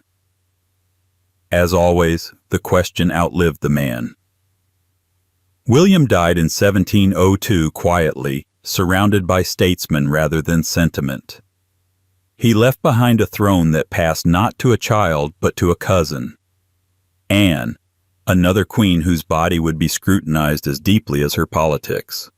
And with William's death, the rumor didn't vanish. It lingered. Because monarchy isn't just hereditary. Its diseases are too, if not through blood, then through belief. So no, William III probably never had syphilis. But like the monarchs before him, he inherited its shadow. A shadow that darkened thrones, distorted legacies, and refused to die. And as England turned once more to a woman for stability, Queen Anne, the last of the Stuarts, the rumors simply changed shape. This time, they whispered not about lovers or mistresses, but about wombs, about children who never lived, about a curse passed down, not through lust, but through lineage. 12. Anne of Great Britain. They called her Good Queen Anne, though the title seemed more out of politeness than praise. In truth, Anne of Great Britain was not especially good or bad, but tired. Perpetually, cosmically tired. She ruled for 12 complicated years, overseeing the Act of Union in 1707 and watching England and Scotland dissolve into Great Britain on her watch. She did it all from behind drawn curtains, often confined to bed, surrounded by medicines, murmuring doctors, and the heavy silence of rooms built for heirs who never arrived. 19 pregnancies. That is the number most often recited in tones of historical horror, pity, or disbelief. Out of those 19, only one child, William, Duke of Gloucester, survived infancy. He died at age 11. The rest were miscarriages, stillbirths, or short-lived infants, who were named, christened, and then buried before the ink was dry on the announcements. And so, the question arose, what was wrong with Queen Anne? To some, the answer was tragic biology. To others, it was divine punishment. And to a certain vocal segment of 18th century pamphleteers and political gossips, the answer was, predictably, Syphilis. The theory was simple and salacious. Anne was either infected herself or she had inherited something from one of her parents, a curse in the bloodstream. It was whispered in coffee houses, scribbled in the margins of newspapers, murmured in foreign courts where every English misfortune was seen as a Protestant omen. A woman with that many failed pregnancies couldn't just be unlucky. Something had to be wrong, something shameful, something poetic. But like most royal rumors, this one was built on a scaffold of assumptions and shadows. Let's begin with the basics. Anne's medical history was abysmal by any standard. She suffered from chronic gout, which left her unable to walk in her later years. She ballooned in weight, likely due to both her sedentary condition and treatments that involved generous helpings of brandy and laudanum. Her eyesight deteriorated. Her mood fluctuated. She had headaches, fevers, stomach issues. At times, she could barely move without assistance. At others, she was sharp, clever, even biting in her wit. What she did not display, however, were the classic signs of late-stage syphilis. There were no reports of disfigurement, no dementia, no hallucinations or tremors, no mercurial treatments in her physician's logs, which, for the record, are extensive. Her personal doctors, particularly Dr. Hans Sloane, yes, the same who treated William III, kept obsessive records of her ailments. Not once is syphilis suggested even in passing. And yet, the theory persists. Why? Partly because Anne was a woman, and women in power, particularly those who struggled with fertility, were historically subject to levels of bodily scrutiny that bordered on the fanatical. Her inability to produce a living heir was not seen as a private grief, but a national emergency. And as the last monarch of the House of Stuart, her failure was interpreted as dynastic. Final. Possibly cursed. More intriguingly, some modern theorists have looked back and suggested that Anne may have suffered from an autoimmune disorder, likely systemic lupus or antiphospholipid syndrome, both of which are known today to cause chronic inflammation, joint pain, and repeated miscarriages. But 18th century medicine had no such language. In the absence of scientific explanation, people reached for the nearest metaphor: disease, scene, decay. And so, the rumor took hold. There's also the matter of her marriage. Prince George of Denmark, her husband, was famously dull. Loyal, yes, but uninspiring. Some whispered that he may have been the source of the trouble.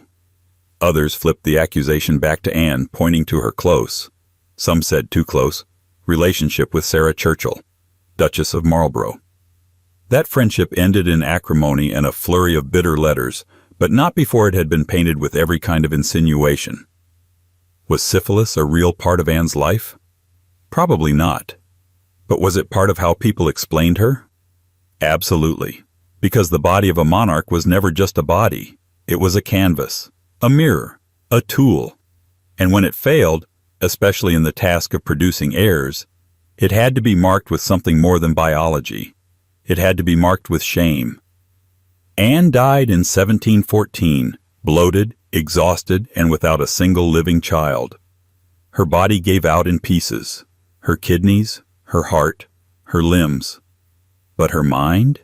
It endured to the end. She knew she had failed in the one task she was most expected to complete. But she also knew, perhaps more clearly than any king before her, that sometimes the throne itself is the illness, and with her death, the Stuart line ended. But the rumors didn't, because the next monarch would not be English, or Scottish, or even well-liked. He would be German, a stranger, and his arrival would bring with it a whole new era of gossip, and once again, the murmur that somewhere, behind the powdered wigs and stiff uniforms, the great pox might be whispering still. 13. George I of Great Britain. George I didn't speak English. Not fluently, anyway. He rarely smiled in public, barely tolerated ceremony, and seemed permanently annoyed to be king of anything.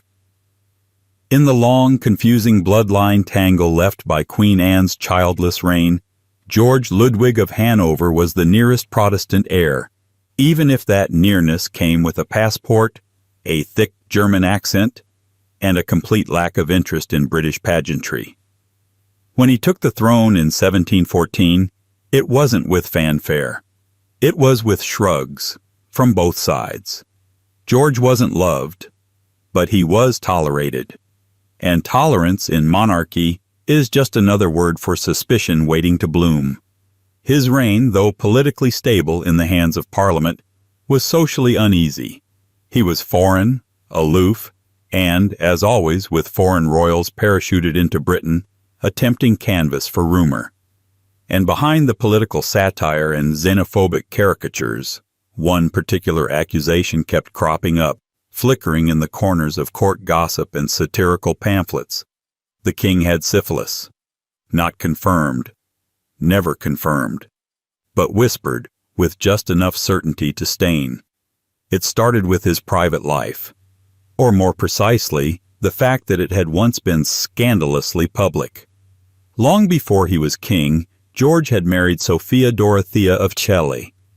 The marriage was political, arranged, and, almost immediately, a disaster. Sophia was accused of having an affair with a Swedish count. George responded not with divorce, but with permanent exile. He locked her away in a remote castle in Alden for the rest of her life. She would never see her children again. George never remarried. This naturally invited speculation. Why exile your wife, then never seek a replacement? Was it piety, spite, or was there something else? Some secret that made remarriage impossible, or unnecessary? Enter the rumor. In the decades that followed as George transitioned from Elector of Hanover to King of Great Britain, satirists began connecting the dots. His ongoing bachelorhood, his physical stiffness, his increasingly haggard appearance, a fondness for mistresses, yes, but also a notable lack of warmth in any of his relationships.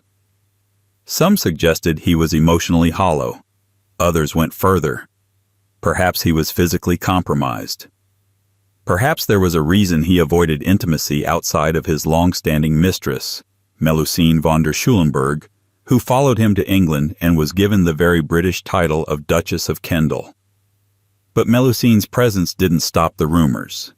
It fueled them. The idea was that she knew, that she protected him, or managed him, that their relationship was less romantic than strategic, and that perhaps, behind the heavy court etiquette and German precision, there was a medical secret being quietly managed by courtiers and doctors alike. And yet, as ever, the facts are less theatrical. George I lived to the age of 67. He was active in governance, particularly during the earlier years of his reign. He traveled frequently between England and Hanover, sometimes spending more time in the latter than the former. He had no documented episodes of madness, no physical disfigurements recorded by courtiers or ambassadors. His correspondence, though terse, remained coherent and formal throughout his life. And there is no record, none, of mercury treatments, isolation, or the neurological decline typically associated with advanced syphilis. When he died in 1727, it was sudden but not suspicious. While journeying back to Hanover, he suffered a stroke, or what doctors of the time called an apoplexy. He collapsed and died en route, never regaining consciousness. The death, though abrupt, was not described in terms of degeneration. There were no signs of long-term wasting disease, no foreshadowing of collapse. Just a man whose body gave out after a lifetime of political stress and transcontinental travel. Still, the rumors stuck. Why? Because George I never gave the English people what they craved: connection. He was never their monarch emotionally. He ruled like an accountant, efficient, distant, allergic to sentiment. And so they imagined things. invented stories, gave him diseases he likely never had to fill the space where affection should have gone. In the coffee houses of London, they joked that the king was rotting. In political cartoons, he was drawn with sunken cheeks and trembling hands. Even after his death, some claimed that his heart had failed because it was so long frozen. Was it syphilis? Highly unlikely. But monarchy, once again, was about more than health. It was about performance. George I never bothered to perform, and so the public wrote their own script. His son George II would inherit the throne in a few of the same accusations. After all, he looked like his father. He ruled like him too, cold, controlled, and more interested in power than perception. And for a British public that couldn't seem to stop diagnosing its kings with invisible diseases, that was more than enough to bring the rumor back. 14. George II of Great Britain. George II was a king with a temper problem, a military complex, and the charisma of a barometer. Not that it mattered. He didn't need to charm anyone. He needed to survive. In a monarchy slowly being hemmed in by Parliament, power was no longer about who shouted loudest, but who lasted longest. George II, despite his rigid face and even more rigid personality, managed to reign for 33 years, an impressive feat for a man so frequently described as ill-tempered, sour, and not as clever as he thinks. If his father, George I, was an aloof foreigner who kept England at arm's length, George II was more like a landlord with a bad attitude, technically in charge, deeply resented, and constantly threatening to raise the metaphorical rent. He inherited not just the throne, but the cultural suspicions that came with being Hanoverian. German, stiff, foreign in accent and manner even decades into rule. And with those suspicions came the usual ghost, disease. Whispers of syphilis floated around George II in much the same way they had for his father, faintly, satirically, but persistently. He was mocked in the pamphlet press as being decayed in the flesh, unfit for love or war, and troubled with nocturnal afflictions. These weren't just poetic jabs at his age or his gout. They were hints, suggestions, nods toward the old, reliable accusation that something deeper was wrong with the king, something rotting, something secret. The source? As usual, it was a mixture of political frustration and personal speculation. George was not beloved. He clashed with his ministers, quarreled with his son Frederick, and rarely engaged the public unless it was to ride out and be seen on a horse.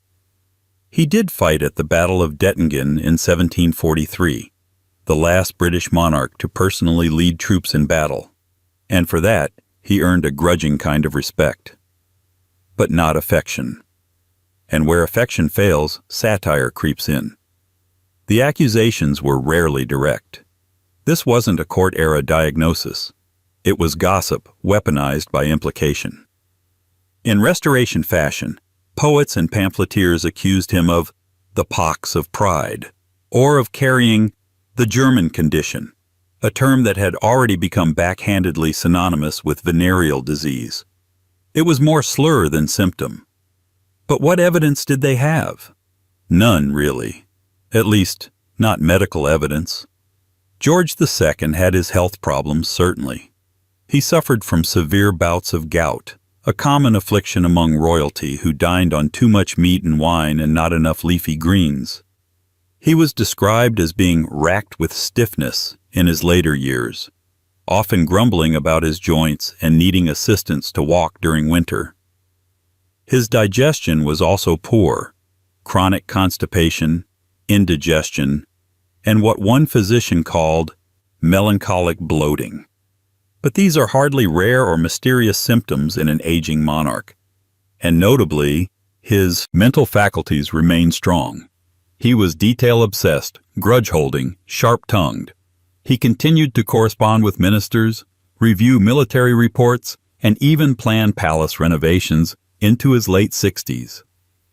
There were no public lapses in coherence, no signs of dementia, delusions, or neurological decay, all hallmarks of untreated tertiary stage syphilis. Nor were there any treatments consistent with a venereal diagnosis, no mercury purging, no bleeding rituals specific to syphilitic patients. His private physicians, meticulous and occasionally gossipy in their notes, never once mentioned syphilis or even hinted at it. But again, the truth didn't matter as much as the story. The public didn't like George II. They didn't like his foreign mannerisms, his preference for Hanover, his squabbles with his son, or his hands-off attitude toward domestic affairs. And when the people are uneasy with their monarch, they start to look for explanations. Why doesn't he smile? Why does he avoid crowds? Why is he always so irritable? Disease, real or imagined, becomes a metaphor for something else, for emotional distance, for moral rot, for the sense that the crown is no longer the symbol of unity it's supposed to be, but a mask worn over something disintegrating. So no. George II likely didn't have syphilis. He had a chronic case of royal alienation, the kind passed down through cold dynasties and colder policies. He ruled through delegation, fought with his ministers, hated his heir, and died, fittingly, on the toilet. An aortic aneurysm, quick, painless, and narratively unsatisfying. But the rumors lingered, because death didn't answer the question. It only sharpened it. And when his estranged son, Frederick, Prince of Wales, suddenly died before ever reaching the throne, young, vibrant, and full of political potential, the whispers found a new target. Another royal man, taken too early. Another illness that came without warning. Another mystery that left just enough silence to invite the same old question. Was it really just bad luck? Or was it the shadow again? The royal affliction that refused to die. 15. Frederick, Prince of Wales. He was the prince who never ruled, the son of a king who never loved him. Frederick, Prince of Wales, heir to George II, father to George III, is perhaps best remembered not for what he did, but for what he didn't. He didn't wear the crown. He didn't reconcile with his father. And, by some accounts, he didn't live long enough to escape the persistent rumor that his sudden, mysterious death wasn't just tragic. It was pathological. When he died in 1751 at the age of just 44, the public was genuinely startled. Frederick wasn't particularly ill, at least not in any public way. He had enemies, many, but he also had a strong faction behind him. Politicians, writers, aristocrats who disliked the current king and were eager for a more accessible, sympathetic monarch. Frederick played the part well. He was patron of the arts, popular among intellectuals, charming in public, and always eager to position himself as the opposite of his father. Where George II was cold, Frederick was warm. Where George was stern, Frederick played the part of the English gentleman. Or so it seemed. Then, seemingly out of nowhere, he fell ill. The official cause of death was listed as a pulmonary embolism, a sudden blockage in the lungs, likely caused by a blood clot. But 18th century medicine being what it was, no autopsy confirmed this. Just a few vague descriptions from panicked physicians who arrived too late, and notes of difficulty breathing, chest pain, and collapse. No prolonged illness, no buildup. One moment he was laughing with his children, the next he was gone. The suddenness was unsettling. And as with most unsettling royal deaths, the questions followed fast. The court was quick to offer reassurances. It was natural causes. Nothing contagious. Nothing scandalous. But outside those carefully guarded palace walls, the theories bloomed. One of them, old and well-worn by now, was syphilis, not proven, not even strongly suggested by doctors. But whispered, always whispered. It didn't help that Frederick had a reputation. Not scandalous by Restoration standards, perhaps, but colorful enough for Georgian sensibilities. He had a string of mistresses before settling down into his public role as devoted family man. Gossip circulated about affairs with actresses, noblewomen, and, inevitably, people whose names didn't make the official record. He and his wife, Princess Augusta of Saxe-Gotha, had 9 children, but that didn't stop the rumors from bubbling beneath the surface. He was, in some corners of polite society, described as a man of appetites. It's not a diagnosis, but it was enough to plant the seed. Add to that his complex health history. While not publicly known as chronically ill, Frederick had suffered from a few vague complaints in the years prior to his death. Fatigue, headaches, irritability. He was known to complain about chest pain on occasion, and his court physician had once recorded a note about a persistent tightness in the chest. But no single condition ever took center stage. It was all background noise, until it wasn't. The theory that he died of a venereal disease emerged primarily from political satire, not medicine. Anti-monarchist pamphlets were quick to seize on the lack of clarity surrounding his death. Some suggested the prince's humors had grown corrupt. Others were more blunt, describing his illness as a silent curse, contracted in youth and fulfilled in middle age. By the time caricatures appeared in London print shops, the metaphor had fused with the man. Frederick, the decaying flower of the Hanoverian line. But was there any truth to it? Almost certainly not. Modern historians lean heavily toward the embolism theory, or possibly a ruptured lung abscess. There's also speculation about tuberculosis, which was common and often misdiagnosed, or even an aortic aneurysm, similar to the one that would later kill his father. But there's no hard evidence pointing to syphilis, no recorded lesions, no cognitive decline, no history of mercury treatments. His letters remain articulate, his memory intact, his court functioning.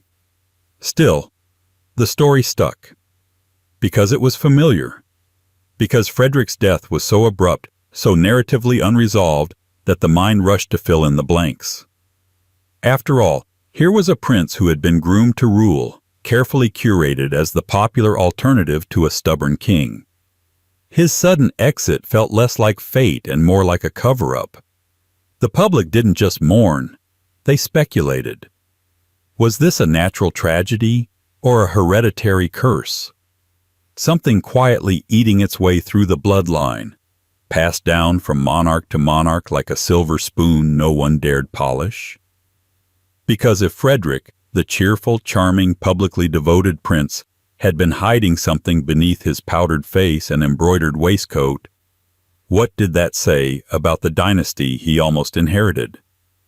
And if his untimely death was a symptom, not a cause, then what would become of the fragile, sensitive boy he left behind? A boy who would one day become king. A boy named George. A boy whose mind would famously falter.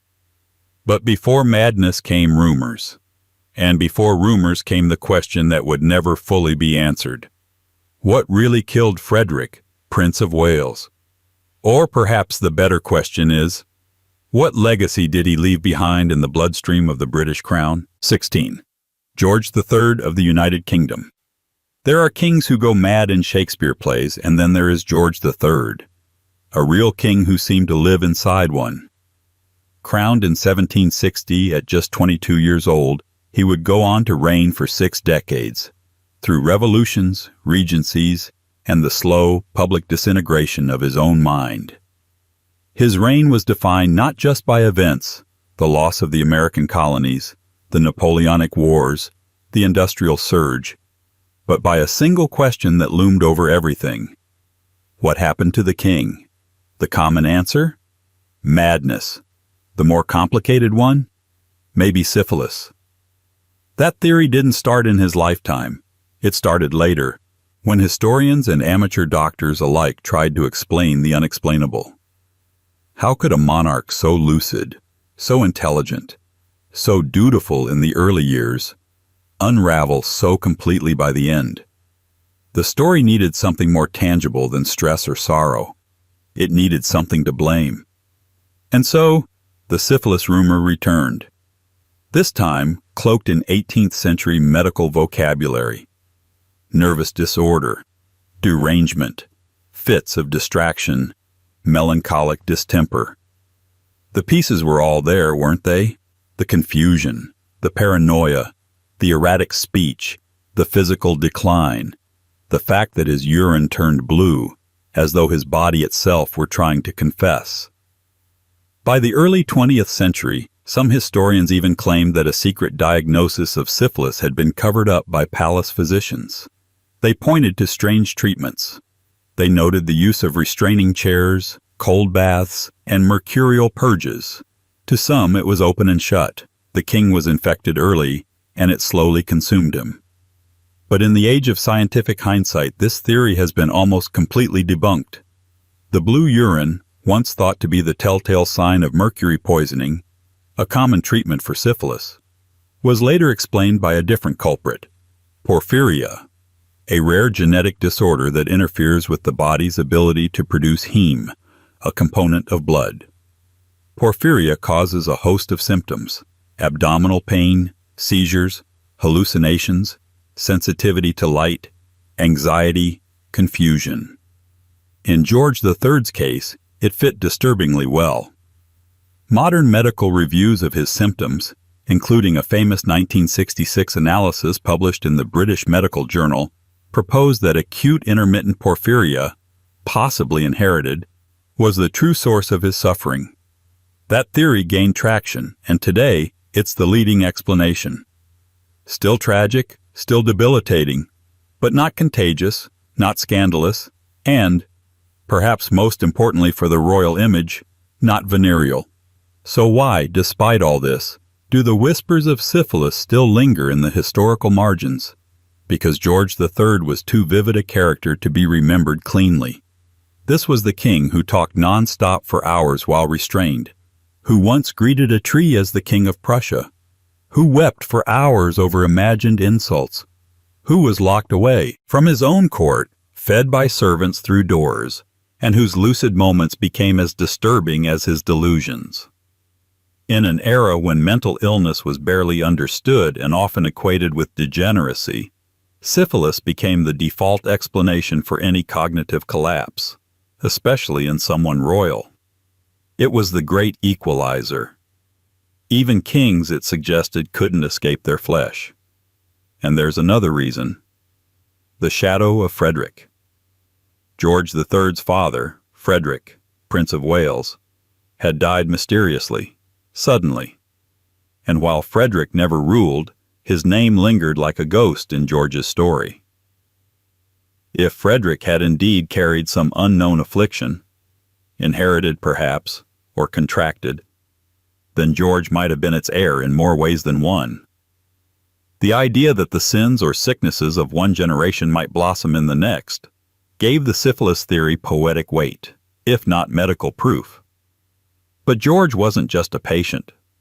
He was a ruler, a deeply involved, reform-minded, frequently stubborn monarch who read every document, signed every paper, and micromanaged with the precision of a man desperate to keep his grip on everything, especially himself. And in his clarity, he was insightful, even noble. He opposed slavery. He supported agricultural reform. He cared deeply, perhaps too deeply, about his country. That's part of the tragedy. He wasn't a puppet king. He was, in many ways, England's last deeply personal monarch. His descent was public, humiliating, and prolonged, but it was also treated with increasing compassion, at least privately. By the end, his son ruled in his place. George III was confined to Windsor Castle, blind, nearly deaf, and permanently removed from the machinery of state. He died in 1820, the longest reigning British monarch at that time.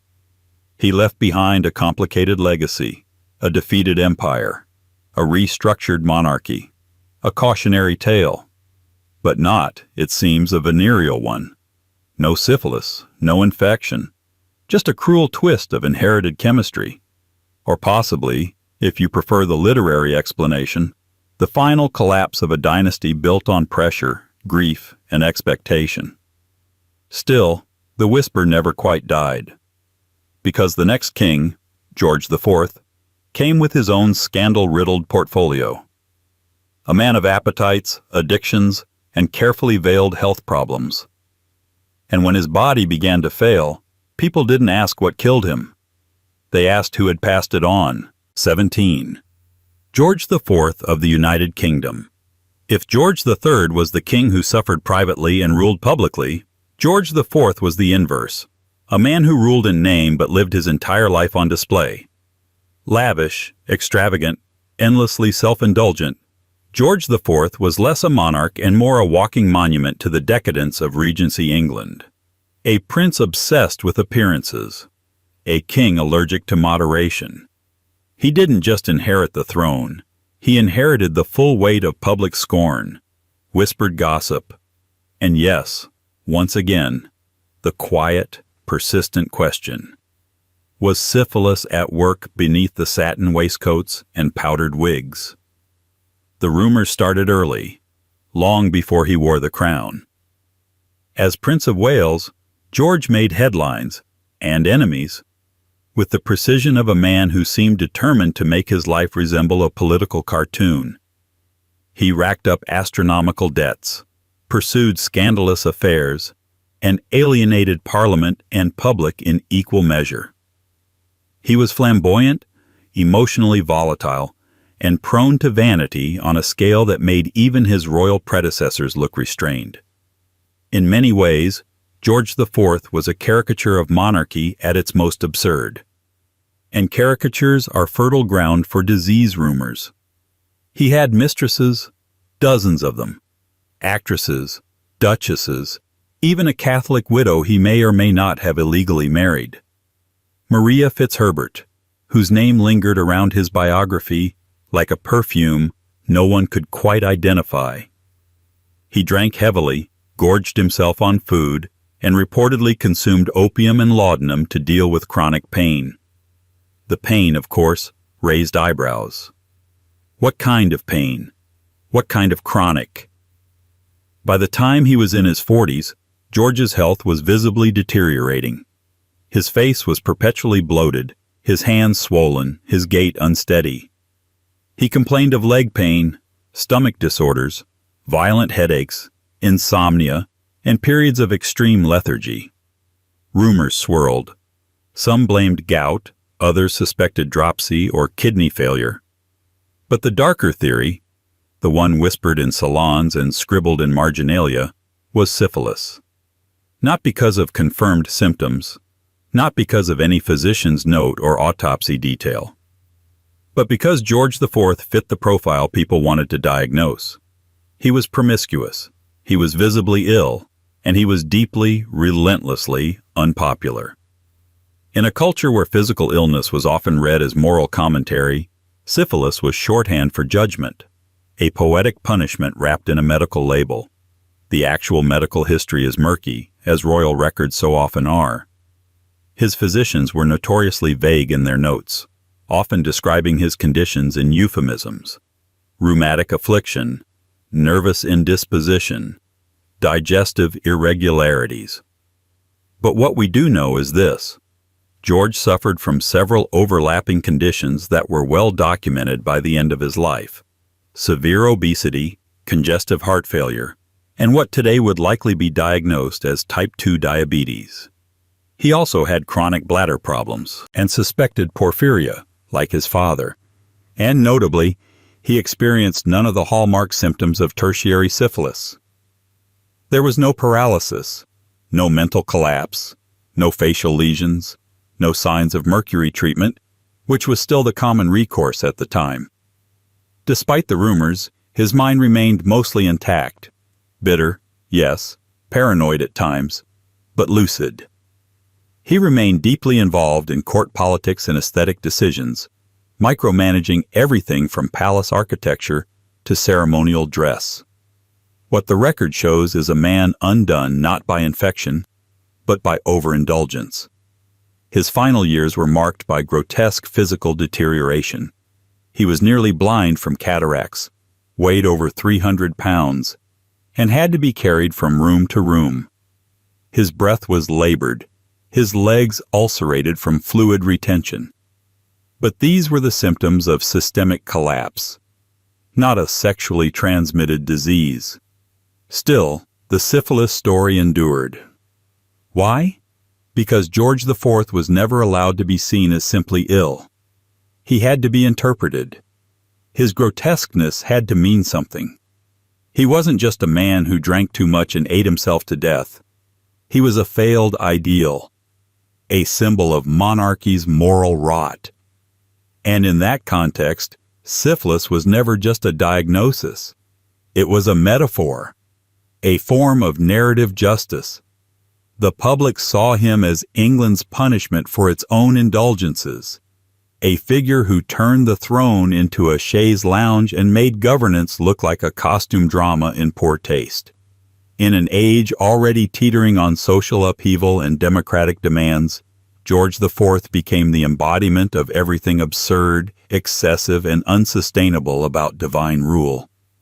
So, of course, people whispered he was diseased. How else could such a man be explained?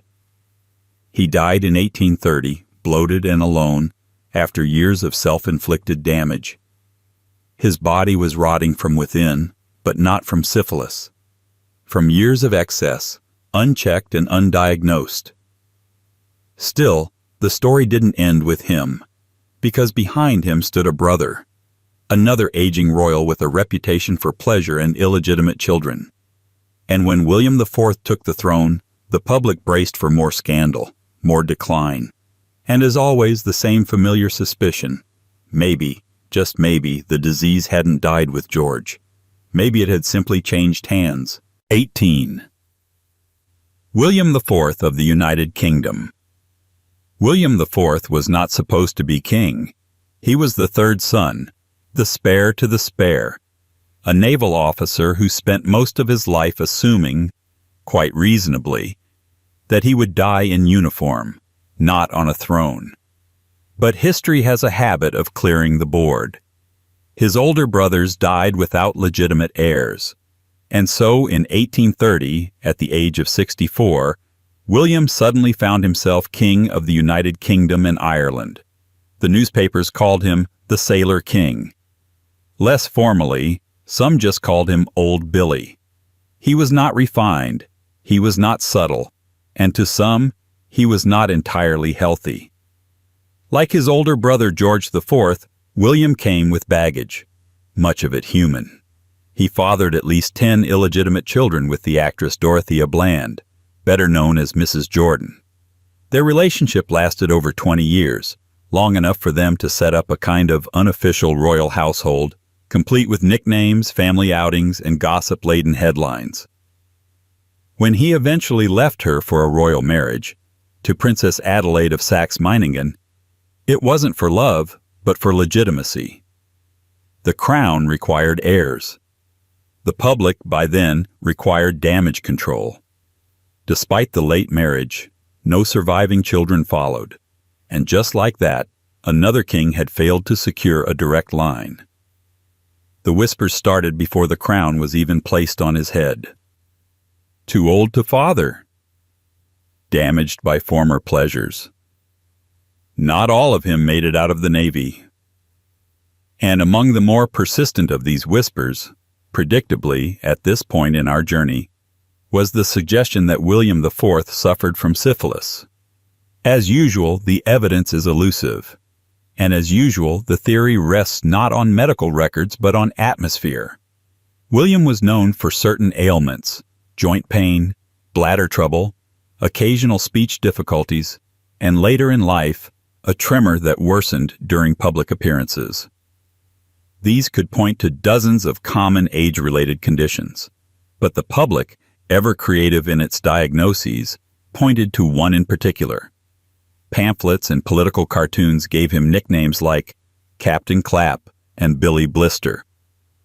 One caricature from 1832 shows him as a marionette being pulled by doctors labeled Quack and Mercury, hinting, in a not-so-subtle nod, at the contemporary treatment for syphilis. Another depicted him sailing a sinking ship called the Constitution, riddled with rot and the French disease. And yet, when we turn to the actual records, things look different. William lived to the age of 71. Not bad for a man born in the 1760s, especially one who drank heartily, smoked heavily, and had long since given up exercise. His physicians recorded minor chronic issues, but no signs of the mental deterioration, paralysis, or skin conditions associated with tertiary syphilis. His correspondence remained coherent if a bit rambling. His decisions, while sometimes impulsive, were lucid. He presided over the passage of the Reform Act of 1832, one of the most significant constitutional changes in British history. Not exactly the accomplishment of a man losing his mind to disease. In fact, William was more politically effective than expected. He was blunt, often undiplomatic, and occasionally coarse in his opinions. But he was also responsive to public pressure, sensitive to reform, and surprisingly pragmatic. He didn't try to resist the modernizing forces bearing down on the monarchy. He rode them, awkwardly but willingly, into the new age. So why did the rumors of disease persist? Because William IV, like so many of his predecessors, embodied contradiction. He was both royal and vulgar, both conservative and reformist, both father to 10 children and, in the eyes of succession law, entirely childless. His life defied clean categories, and in that confusion, disease was once again used as metaphor, to explain his failings, to discredit his politics, or simply to decorate satire with the suggestion that the king was, quite literally, unclean. It didn't help that his reign was transitional. He was the last monarch born in the 18th century and the first to rule under what looked, faintly, like a constitutional monarchy. He bridged the gap between autocracy and ceremony, between power and performance, and in doing so he became something else, forgettable. There is no great monument to William IV, no dramatic speeches, no iconic portraits. He's often remembered as a placeholder between the self-indulgent George IV and the morally upright Victoria. A dusty chapter before the novel gets interesting. But for a man so easily dismissed, William left behind a surprisingly clean record. Not free from scandal, never that, but free from the evidence required to confirm the rumors of disease. His body, far from collapsing under the weight of a venereal affliction, simply aged, slower than expected, quieter than predicted.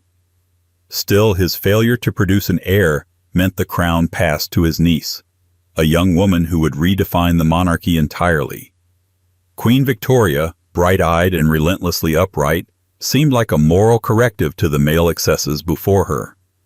But not even her court would escape the whispers, because sometimes the disease isn't in the king. Sometimes it's in the blood. And as we move into the Victorian age, a new figure enters the stage, one who carried more rumors than perhaps any monarch since Henry VIII. Not about his politics, not about his power, but about what he might have passed on, quietly, incurably, through marriage. 19. Edward VII of the United Kingdom. He waited longer than any prince had before him, and longer than most would care to.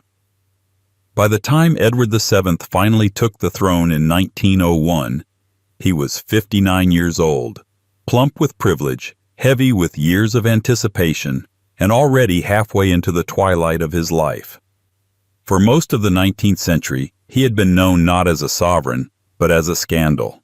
The charming, overfed, perennially idle eldest son of Queen Victoria, who privately referred to him as Dear Bertie, and publicly treated him like an administrative oversight. Edward VII was a walking contradiction. He represented the tail end of Victorian restraint but lived like a French duke in a satire. The court of Queen Victoria may have been defined by mourning, lace, and sermons, but Bertie's private life looked more like champagne, racehorses, and discreet house calls. He was known for his mistresses, so many mistresses, including actresses, aristocrats, married women, and courtesans who could command entire columns in the Parisian press. And where there are mistresses, rumors never lag far behind. And in Bertie's case, the most persistent rumor of all was, predictably, syphilis. It wasn't whispered. It was suggested in editorials, joked about in private clubs, and sometimes flung outright by political opponents. His mother was said to have feared it. His critics assumed it. His doctors, as usual, said nothing. But the twist in Edward VII's case was that the rumor didn't center on him. Not directly. It centered on his wife. Alexandra of Denmark, the princess who became his queen, was known for her poise, beauty, and unwavering public composure. But beneath the surface, her life was marked by deep and persistent health problems, including a form of arthritis so severe it left her with a lifelong limp by her mid-30s. That condition, long misunderstood, gave rise to a speculative diagnosis: gonorrheal arthritis, sometimes associated with secondary infections contracted through sexual transmission. The logic, for those inclined to build a scandal, was circular and brutal. Bertie had affairs. Bertie was exposed. Bertie brought it home. Alexandra suffered. Therefore, Bertie must have had syphilis. The theory flourished not in medical reports, but in the Victorian imagination, an imagination already inflamed by moral anxieties about sex, class, and power. Here was a royal consort, visibly afflicted, aging before her time, and married to a man whose carnal reputation was as bloated as his waistline. What else could be going on? But here's the problem. The facts don't quite cooperate. Alexandra's condition, known today as chronic osteoarthritis, was not venereal. Modern medical reassessments of her symptoms, joint swelling, mobility issues, pain exacerbated by cold weather, point to a degenerative condition unrelated to sexually transmitted diseases. There is no indication she ever received treatments common for syphilis or gonorrhea, such as mercury or arsenic. No mention of chancres, rashes, or systemic degeneration. Her mind remained sharp. Her public duties were executed, even as her body declined. And what about Edward himself? For a man with such a rich history of misbehavior, his medical records are surprisingly dull. Yes, he had gout. Yes, he was overweight, diabetic, and suffered from bronchitis. But there are no confirmed records of venereal disease treatment. No mercury compounds, no neurological decay, no tabes dorsalis, which would have caused him to stagger and lose motor control in later years. He continued to travel, dine, attend state functions, and, despite his age and girth, maintain a lifestyle most 40-year-old bachelors couldn't keep up with. If Edward VII had syphilis, he carried it with the grace of a myth, visible in imagination, absent in evidence. So why does the rumor endure? Because it fits. Because it flatters a cultural narrative. The decadent prince, the long-suffering wife, the cursed monarchy. It makes sense emotionally, even when it falls apart medically. In an age where the body was supposed to reflect the soul, and disease was seen as the wage of sin, syphilis became more than an illness. It became an emblem. Edward VII died in 1910 of a series of heart attacks. His body, weakened by decades of overindulgence, simply gave out. There was no final breakdown, no collapse into madness, no dramatic confession from a royal physician. Just a slow end to a fast life. And yet, as always, the stain of rumor outlived the man, because his reign, brief though it was, served as a bridge between two worlds, the aristocratic 19th century and the industrial, increasingly democratic 20th. And in that uneasy handoff, the old fears lingered. including the fear that the disease didn't die with a generation of powdered wigs and opera boxes. Because Edward's eldest son, Prince Albert Victor, never became king. But he died young, mysteriously, and in his absence a much darker theory began to bloom, one that made the whispers about syphilis seem almost quaint.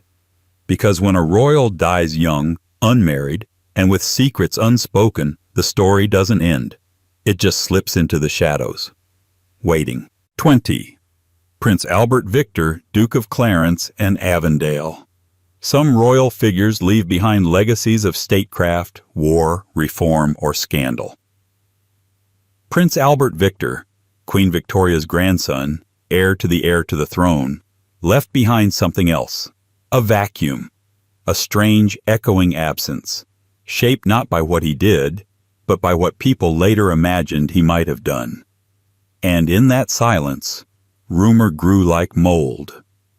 Known to his family as Eddie, Albert Victor was the eldest son of Edward VII and thus second in line to the British throne after his father. For a brief, uneasy period in the late 19th century, he represented the future of the monarchy.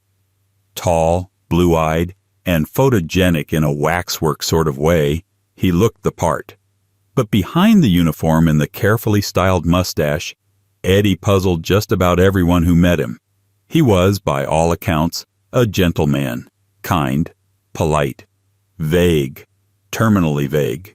His tutors described him as amiable and industrious when pressed, which is code for slow. Others were less diplomatic. Some said he was intellectually underwhelming. Others hinted at deeper problems: a lack of grasp, a fog, a mental dullness inconsistent with his breeding. The whispers never stopped, nor did the speculation about his health, his intellect, or his capacity to rule. And then he died. At the age of 28, Albert Victor caught a severe bout of influenza during the global pandemic of 1891-92, the so-called Russian flu. Within days, it became pneumonia. Within a week, he was dead. Officially, it was natural causes.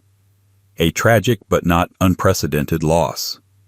The British royal family had a long and well-documented history of unexpected deaths, inherited weaknesses, and bad luck with winter epidemics.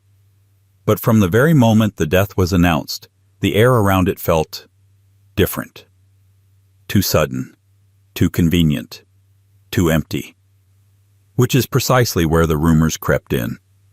One of the earliest, and most persistent, was that Albert Victor had been suffering from a long-term, undisclosed illness.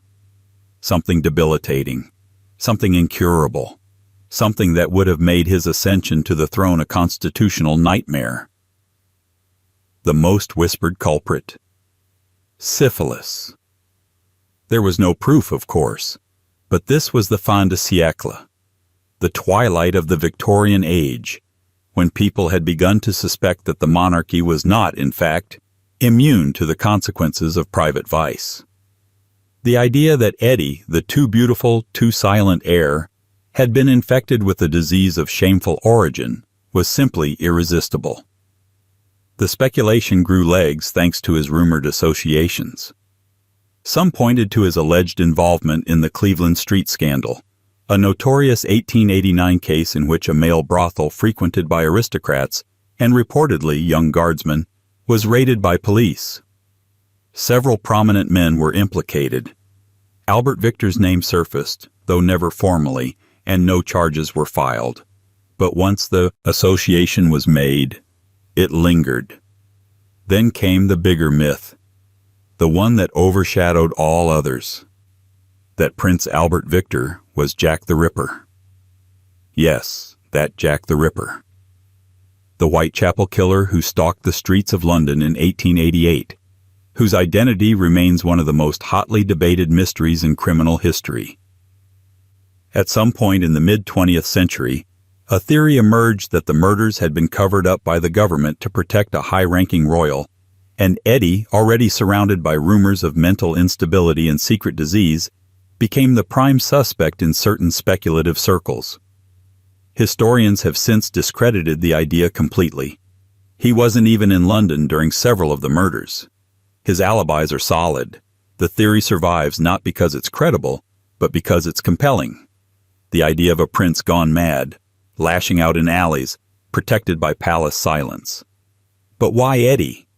Why not some other royal? Because he was already being framed as damaged. Already the subject of whispers. Already the royal family's tragic question mark. The syphilis rumor was part of that construction. If he had been infected, perhaps through an affair, or from a prostitute, or even inherited from his father, then it would explain everything. His foggy intellect, his quiet nature, his early death, his absence from history. And in a sense, that's what made the rumor so powerful. It filled a space where legacy should have been. Prince Albert Victor left behind no children, no reforms, no policies, no speeches. Just unanswered questions and a photo album of a young man whose story ended too early. A man who was one heartbeat from the throne and who left behind only silence. His younger brother George, more robust, more serious, more conventional, would take his place in the line of succession. He would become George V, and the crown would move on, draped in black but determined to forget. But some stains are harder to erase. The rumors about Eddie, about disease, madness, scandal, and silence remained in the bloodstream of royal history, dormant, unresolved, and passed on like folklore. Because when a prince dies at 28 and the doctors say flu and the courtiers say nothing, the public will always say something else. 21st Princess Charlotte of Wales. She was the royal family's great hope. And then she was gone. Princess Charlotte of Wales, only child of George IV and Caroline of Brunswick, was the single thread tying together the chaotic, scandal-drenched Hanoverian monarchy with the possibility of a cleaner, more promising future. She was young, spirited, politically popular, and remarkably well-liked. A rarity for a royal in Regency England, especially one born from a marriage as notoriously dysfunctional as her parents. Her death at age 21 in 1817 shocked the nation. But it was the rumors that followed her husband that gave rise to something more insidious. Charlotte didn't just die. She died in childbirth, after more than 50 hours of labor. The stillbirth of a son. A healthy young princess reduced to silence overnight. The national grief was immense. Black crepe sold out across the country. People wept openly in the streets. Shops closed in mourning. The shockwave was cultural, political, and deeply personal. For the first time in a generation, the British public had found a royal to root for, and then lost her. But while the official story focused on medical mismanagement, an incompetent doctor, outdated methods, and a system that saw childbirth as a private duty rather than a national concern, the unofficial story took a darker turn. What if Charlotte hadn't been the sick one? What if her husband was? Prince Leopold of Saxe-Coburg, later King of the Belgians, was widely praised in the immediate aftermath of Charlotte's death. Stoic, devastated, dignified, the perfect grieving widower. But some corners of British society didn't buy it. Too perfect, too composed. And why, they asked, had the pregnancy been so difficult? Why had Charlotte, young and previously healthy, suffered such a catastrophic labor? The questions led to speculation. The speculation led to accusations.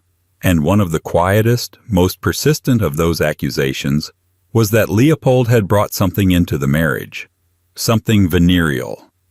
Was it syphilis? Gonorrhea? Something hereditary? No one could say for sure.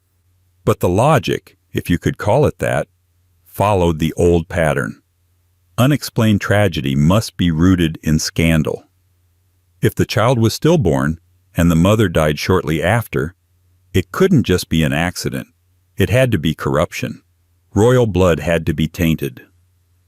Satirical newspapers didn't dare say it outright, but in veiled poems and whispery editorials they hinted at a foreign blight, a continental inheritance, a curse cloaked in love. It wasn't Charlotte they accused. It was Leopold. He was foreign. He was quiet. He came from the same extended family tree that had already begun to show signs of genetic strain. And most of all, he lived. He lived while England's princess died. None of it was fair. None of it was grounded in medical fact. Charlotte's own physicians admitted fault, albeit too late to matter. Her obstetrician, Sir Richard Croft, blamed himself so deeply that he later died by suicide, a tragic footnote in a story already thick with grief. But that didn't stop the rumors. In the absence of answers, syphilis was once again floated as a metaphor, a narrative tool to explain the inexplicable. It was never diagnosed. It was never even seriously suggested by doctors. But it didn't have to be. It had already been planted in the minds of a public increasingly skeptical of their royal family and all the secrets it might be hiding behind nursery doors and funeral veils. Leopold would go on to remarry and eventually become the first king of the Belgians. His reputation recovered, at least in Europe. But in England, Charlotte's absence continued to cast a long shadow over his legacy. He never produced an heir in England. He never ruled. And for many, he remained the quiet figure who walked out of a death room while the country collapsed into mourning. Princess Charlotte's death changed British history. It triggered a succession crisis. It forced her uncles to scramble for legitimate marriages. It directly led to the birth of Queen Victoria. But it also served as a turning point in how the public viewed royal health. No longer just a matter of medical interest, it became a national obsession, a symbol of stability or decay. And the idea that a foreign prince might bring disease into the line of succession? That stuck. Because after Charlotte, the royal family doubled down on appearances, on morality, on control. But no amount of lace, mourning gowns, or carefully arranged portraits could erase the growing suspicion that something in the bloodline, something invisible, was traveling silently from one generation to the next. And it didn't stop with Charlotte. Because one of the uncles who rushed to marry in her absence, Prince Augustus Frederick, would also become the subject of quiet, persistent rumors. Not for what he did, but for how often he seemed to be hiding something. Something that never made it into official portraits. Something that once again started with a whisper and ended with a question. 22nd. Prince Augustus Frederick, Duke of Sussex. Among Queen Victoria's many uncles, Prince Augustus Frederick was the least politically threatening and perhaps the most personally compelling. A younger son of George III, he lacked the military swagger of the Duke of Wellington or the dynastic importance of his brothers. But what he did have was an unusually independent streak for a royal, which in Hanoverian England was often confused with a sign of moral weakness. Or worse, something contagious. Augustus Frederick, created Duke of Sussex in 1801, was a man out of sync with his time. He was intellectual, reform-minded, deeply interested in science and literature. He was also plagued by ill health for much of his life. Respiratory troubles, chronic pain, skin irritations, and fatigue dogged him well into adulthood. On more than one occasion, he withdrew from public life for long periods due to exhaustion and constitutional weakness. Euphemisms that, while common for the time, often functioned as placeholders for something more whispered. And the whispers, as always, came. The first of them surfaced in the 1820s, long after his health had already started to decline but well before he'd retreated fully from public life. Court gossips described him as unwell in the peculiar manner of the diseased nobility. Others said he had inherited not only royal blood, but certain royal afflictions. The language was coy, coded, and unrelenting. It didn't help that Augustus was unconventional in other ways. He married twice, both times without royal consent, rendering his unions legally invalid under the Royal Marriages Act. His first wife, Lady Augusta Murray, was of noble but not royal blood. Their marriage, though loving, was annulled by the crown. The children they had together were considered illegitimate, cut off from succession, and erased from courtly mention. This public rebuke of tradition cast a long shadow. What kind of royal, people wondered, refused to play by the rules unless he had something to hide? What illness, what guilt, what secret had driven Augustus into domestic rebellion? It wasn't enough that his health was failing. It had to mean something. The syphilis rumor, whispered in salons, scribbled in marginalia, fit neatly into the cultural template.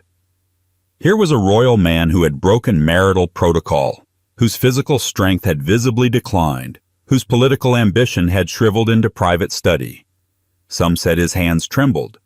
Others described his skin as strangely discolored. A few claimed he suffered from bouts of confusion and melancholy, increasingly isolated from his family. Put together, it sounded, to a 19th century imagination hungry for symmetry, like late-stage syphilis. And yet, as with so many others on this list, the historical evidence simply doesn't hold. There's no documented use of mercury, the era's go-to treatment. No recorded breakdowns of the mind. No physician's notes describing neurological decline, lesions, or organ failure consistent with advanced infection.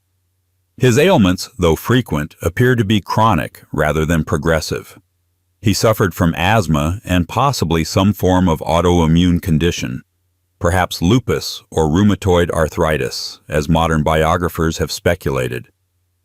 Even more damning to the rumor is the fact that Augustus lived a long life. He died in 1843 at the age of 70. Not ancient, but certainly not the age you'd expect for someone allegedly battling untreated syphilis in the early 19th century. His final years were spent quietly but lucidly, surrounded by books, friends, and fellow scholars. So why did the suspicion cling to him? Part of it was timing. Augustus lived during a period when venereal disease was rampant in Europe's upper classes, but discussed only in hushed tones. If a man was visibly unwell and unmarried, the assumptions were nearly automatic. If he was unmarried twice, the implications multiplied. And if he also happened to disappear from public life, just as his body began to show signs of wear, the rumors were cemented. And part of it was symbolic. Augustus, more than his brothers, represented a different model of royalty, one that prioritized private conviction over public duty. He supported Catholic emancipation, spoke against slavery, and openly championed education reform. He collected rare books, corresponded with scientists, and was elected president of the Royal Society, all marks of a man deeply engaged with the world beyond the throne. But in a monarchy that still measured worth by marriage, military service, and heirs, such intellectualism could look suspicious, deviant, diseased. The real tragedy of Augustus Frederick wasn't any alleged affliction. It was that his refusal to follow the rigid protocols of his lineage left him exposed to a kind of reputational erosion. He wasn't monstrous. He was marginal. And in royal circles, marginality is its own kind of contagion. When he died, his funeral was simple, almost private. He requested burial not in the official vault at Windsor, but at Kensal Green Cemetery, a quiet rebellion against tradition to the very end. Still, the gossip didn't end with him. Another brother, Prince Ernest Augustus, carried the same bloodline, but none of the gentleness. His scandals were louder, his political enemies more numerous, and the rumors about his body far more vicious. And when the satirists turned their gaze on Ernest, they didn't ask if he was diseased. They simply asked how many people knew, and how many had been paid not to say. 23rd, Prince Ernest Augustus, Duke of Cumberland and King of Hanover. If Prince Augustus Frederick was the forgotten intellectual of George III's brood, Prince Ernest Augustus, his younger brother, was the cautionary tale. Where Augustus sought privacy, Ernest attracted controversy. Where Augustus broke royal tradition quietly, Ernest shattered it with a sneer. By the time he inherited the throne of Hanover in 1837, he had already become one of the most disliked figures in British royal history. And naturally, where dislike accumulates, so too do the rumors. Some political, some personal, and one, persistent, grotesque, impossible to prove, medical. Yes, syphilis. Again. The accusation that Ernest may have suffered from the great pox wasn't invented out of thin air, nor was it uniquely tied to his health. It was part of a wider narrative, a swirl of scandals, court cases, character assassinations, and public fury that followed him for decades. Unlike his more private siblings, Ernest's sins, real and alleged, were headline-ready. And by the mid-1800s, the British public had come to view him not as a man, but as a symbol of everything wrong with the monarchy's unfiltered line of succession. Born in 1771, Ernest was the fifth son of George III. He served in the army, fought in the Napoleonic Wars, lost an eye in battle, and emerged from military life with the stubborn, grim-faced righteousness of a man who believed he had earned the right to say whatever he liked, however he liked, and he did. Regularly, loudly. But the trouble with Ernest wasn't just his bluntness. It was the trail of scandal he left in his wake. In 1810, he was accused of attempted assault by his valet, Joseph Syphilis, who was later found dead from a grisly throat wound in what was officially deemed a suicide. The coroner's report said Syphilis had taken his own life after fabricating the accusation, but the court of public opinion, skeptical even then, wasn't convinced. Many believed Ernest had orchestrated a cover-up, and from that moment, he was rarely seen as innocent of anything. The rumors snowballed. He was accused of political manipulation, anti-Catholic bigotry, mistreating servants, and scheming behind the scenes to undermine his siblings. He was even rumored to have married his own niece, Princess Alexandrina, a charge for which there is no evidence, and which was later dismissed, but not before it poisoned his reputation even further. In this environment, it's no surprise that suggestions of a venereal disease followed close behind. The satirists didn't hold back. Caricatures of Ernest often showed him with pockmarked skin, bulging eyes, and twisted limbs, the visual shorthand for syphilitic infection. Broadsheets referred to his tainted blood, his withered form, and one particularly vicious cartoon depicted him as a monarch literally dissolving into a pool of disease corruption, while his crown floated helplessly above him. As with many royals in this saga, the syphilis rumor attached itself not through documented medical evidence, but through reputational gravity. Ernest was already perceived as morally compromised. Therefore, the body had to reflect that. Disease became a kind of cosmic confirmation, poetic justice in medical drag. But what does the historical record say? Not much. Ernest Augustus lived to be 80 years old. His personal physicians, whose notes remain relatively sparse, never reported mercury treatments, the standard, if crude, intervention for syphilis at the time. There are no references to neurological decline, which would have been expected if he were suffering from tertiary stage complications. His eyesight was damaged, but from a war wound, not from optic nerve deterioration associated with advanced syphilitic infection. His mind remained sharp, his speeches coherent, and his political strategies coldly effective to the end. The real source of the rumor seems to have been the court of public perception, a place where reputation, once damaged, metastasizes. Ernest's personality didn't help. He was dismissive of press criticism, openly disdainful of popular opinion, and unapologetically reactionary. For reformists and satirists, he was the perfect villain. A man out of step with the modern world, clinging to power with one hand and swatting away accountability with the other. And so, when he became King of Hanover in 1837, a separate crown taken when Salic law barred Queen Victoria from inheriting that throne, the British public exhaled in relief. He was gone. Banished, more or less, to the German backwater that had birthed the royal family in the first place. But even in exile, the narrative clung.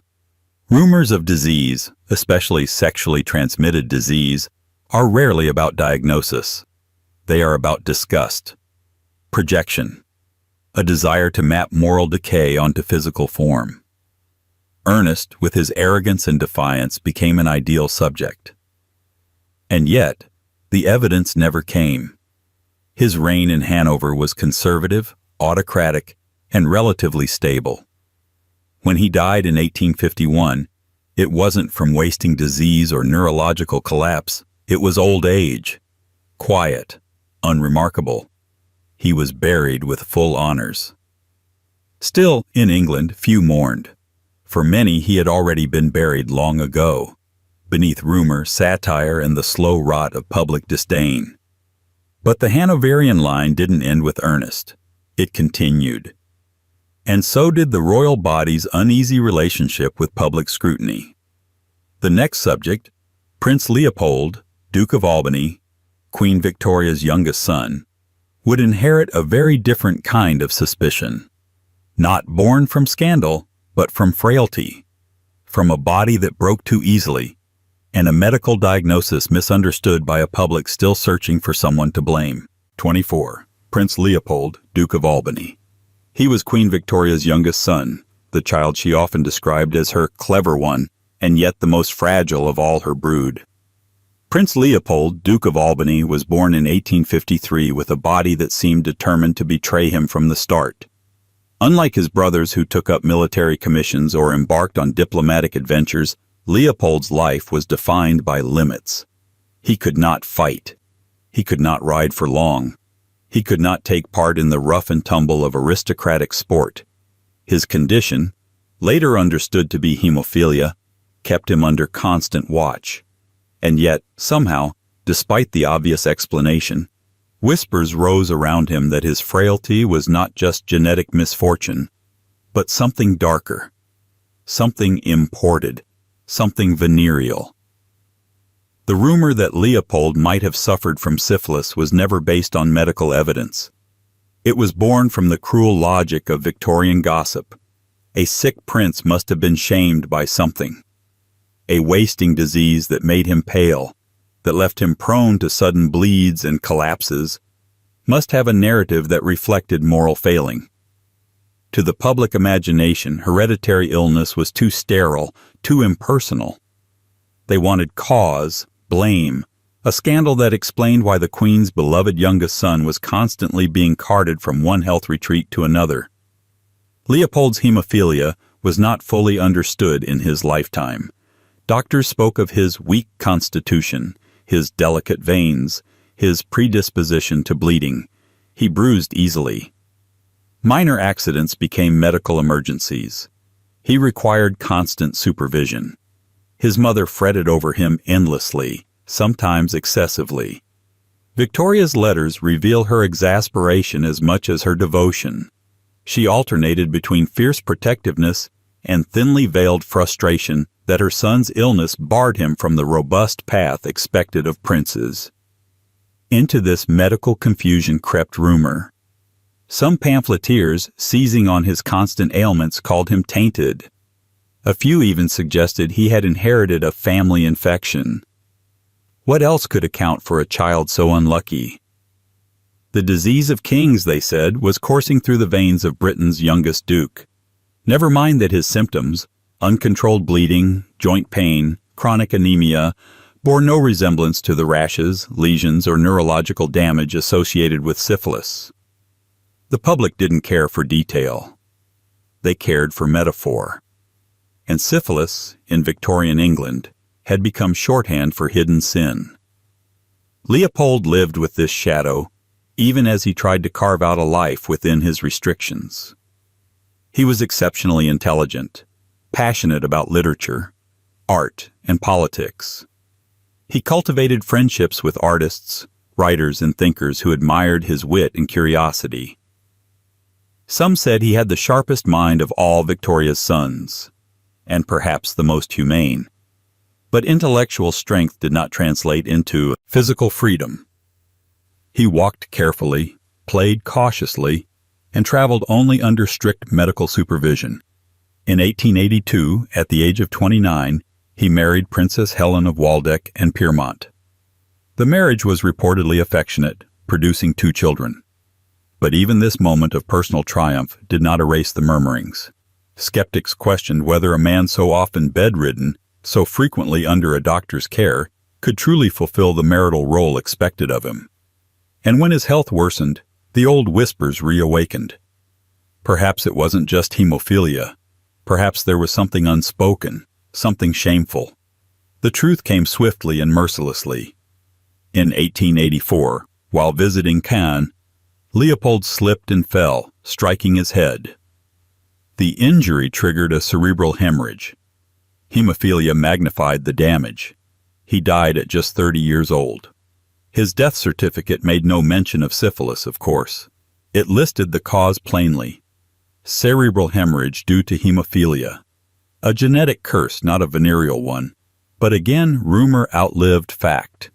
His early death, his frailty, his inability to meet the muscular expectations of Victorian masculinity, all of it was too neatly explained by the language of contagion. To some, he remained the sick prince. To others, he was the tainted one. And in both cases, syphilis was the convenient explanation. What Leopold actually carried was a mutation, passed silently through the female line, destined to haunt European royal families for generations. Hemophilia spread through his sisters and their descendants, turning childbirth, childhood, and even simple accidents into mortal dangers. It was not scandalous. It was cruel. And it was real. Yet in the Victorian imagination, reality was never enough. For every genuine medical mystery, there had to be a whisper of shame. Leopold was mourned as a victim of hereditary weakness, but also muttered about as if he had been the secret bearer of something unclean. He deserved better. Still, the whisper did its work. By the time Edward VIII came to the throne nearly half a century later, the public had grown accustomed to folding scandal into illness, and illness into scandal. And when that king fell, not from frailty but from choice, it was inevitable that the old rumor would return one last time. Because when a monarch abdicates, the people rarely ask why. They ask what was wrong with him. And once again someone answered, syphilis. 25. Edward VIII, Duke of Windsor. Few monarchs have managed to transform themselves into mysteries quite as thoroughly as Edward VIII. His reign lasted less than a year. His abdication in 1936 altered the entire trajectory of the monarchy. And his life afterward, as Duke of Windsor, self-styled exile, and perpetual symbol of scandal, was a long shadow that stretched across the rest of the 20th century. His choice to leave the throne for Wallis Simpson, an American divorcee, shocked the establishment and titillated the press. But beneath the official explanations about love and duty, there was always another whisper, another suggestion, another convenient explanation for why a king would abandon his crown. Syphilis. The rumor emerged almost immediately after his abdication, as if the public couldn't quite believe that love alone had caused a monarch to walk away from his empire. Abdications were rare, catastrophic things. They needed more weight, more intrigue, more darkness. The idea that Edward was sick, incurably, scandalously sick, filled the void. The evidence was circumstantial at best. Edward was known for his erratic moods, his bursts of energy followed by periods of lethargy. He was slim to the point of looking frail, his appearance marked by nervous gestures and rapid speech. He was famously restless, fidgeting during official duties, rarely able to focus on paperwork or the endless ceremonial obligations of monarchy. Some saw this as immaturity. Others, with a more scandalous imagination, interpreted it as symptomology. Adding to the suspicion was his notorious social life before he met Wallace. As Prince of Wales in the 1920s and early 30s, Edward was a fixture of nightclubs, cocktail parties, and private salons across Europe. He cultivated relationships with aristocrats, showgirls, and married women. His companions included courtiers with reputations for extravagance and women who were whispered about in ways Victorian society would never have tolerated. In such circles, the possibility of exposure to venereal disease was, in the public imagination, simply assumed. But the actual medical record tells a different story. Edward VIII's health problems were real but relatively ordinary. He had chronic digestive issues, particularly ulcers, which plagued him for years. He was prone to colds and respiratory ailments, and later in life he developed throat cancer, likely from heavy smoking. None of these align with syphilis. There are no records of mercury treatments, no mention of skin lesions, no accounts of neurological decline. His mental faculties, whatever one might say of his judgment, remained intact. He lived into his late 70s, active and articulate to the end. That longevity alone strongly argues against untreated syphilis, which, by that stage of medicine, was a disease that left visible and undeniable scars. So why did the rumor stick? Because Edward VIII was the perfect vessel for it. He embodied contradiction. A man born into supreme privilege who seemed to resent it. A king who became a symbol of romantic sacrifice but also political weakness. A royal who spoke warmly of Nazi leaders in the 1930s, casting his reputation into a fog of suspicion that never fully cleared. To many, he was never trustworthy. To some, he was never fully explainable. And when history struggles to explain, rumor rushes in to assist. Syphilis gave his story a moral arc, the restless playboy prince undone by his own indulgence. The abdication explained not by inconvenient love, but by incurable disease. The exile reframed as medical necessity rather than personal choice. For a society still fascinated by scandal, this explanation was irresistible. But it also reveals something larger about the monarchy itself. Again and again, when a royal behaves in ways the public cannot comprehend, illness is invoked. Not just any illness, but this illness. The one that speaks of corruption, of weakness, of unfitness to rule.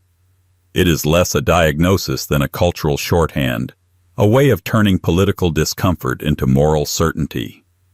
Edward VIII did not need syphilis to explain his downfall. His abdication was enough. His politics, his sympathy for authoritarian figures, his inability to take on responsibility, his disdain for the grind of monarchy, were damning on their own. But rumor does not thrive on adequacy. It thrives on drama. And so, the disease followed him, not as reality, but as narrative. He died in 1972 in Paris, far from the throne he had once briefly occupied. Wallace, frail and silent, outlived him. Their story remains one of the most famous love scandals of modern monarchy. Yet behind the official romance, behind the photographs and documentaries, the whisper persists that maybe, just maybe, the king who would not be king was hiding something more than a love affair. With Edward VIII, the cycle of rumor comes full circle. From Edward IV in the 15th century to Edward VIII in the 20th, the royal family has been shadowed by the same suspicion, that syphilis, the great pox, lurked somewhere inside the crown, rarely proven, rarely disproven, but always suggested. not because the royals were uniquely diseased, but because they were uniquely visible. In the end, the story says less about the kings and queens themselves than about the society watching them. A society desperate to make sense of mystery. A society that wanted morality written into medicine, scandal into sickness, shame into symptoms. And in that sense, the real infection wasn't in the bloodlines at all. It was in the imagination.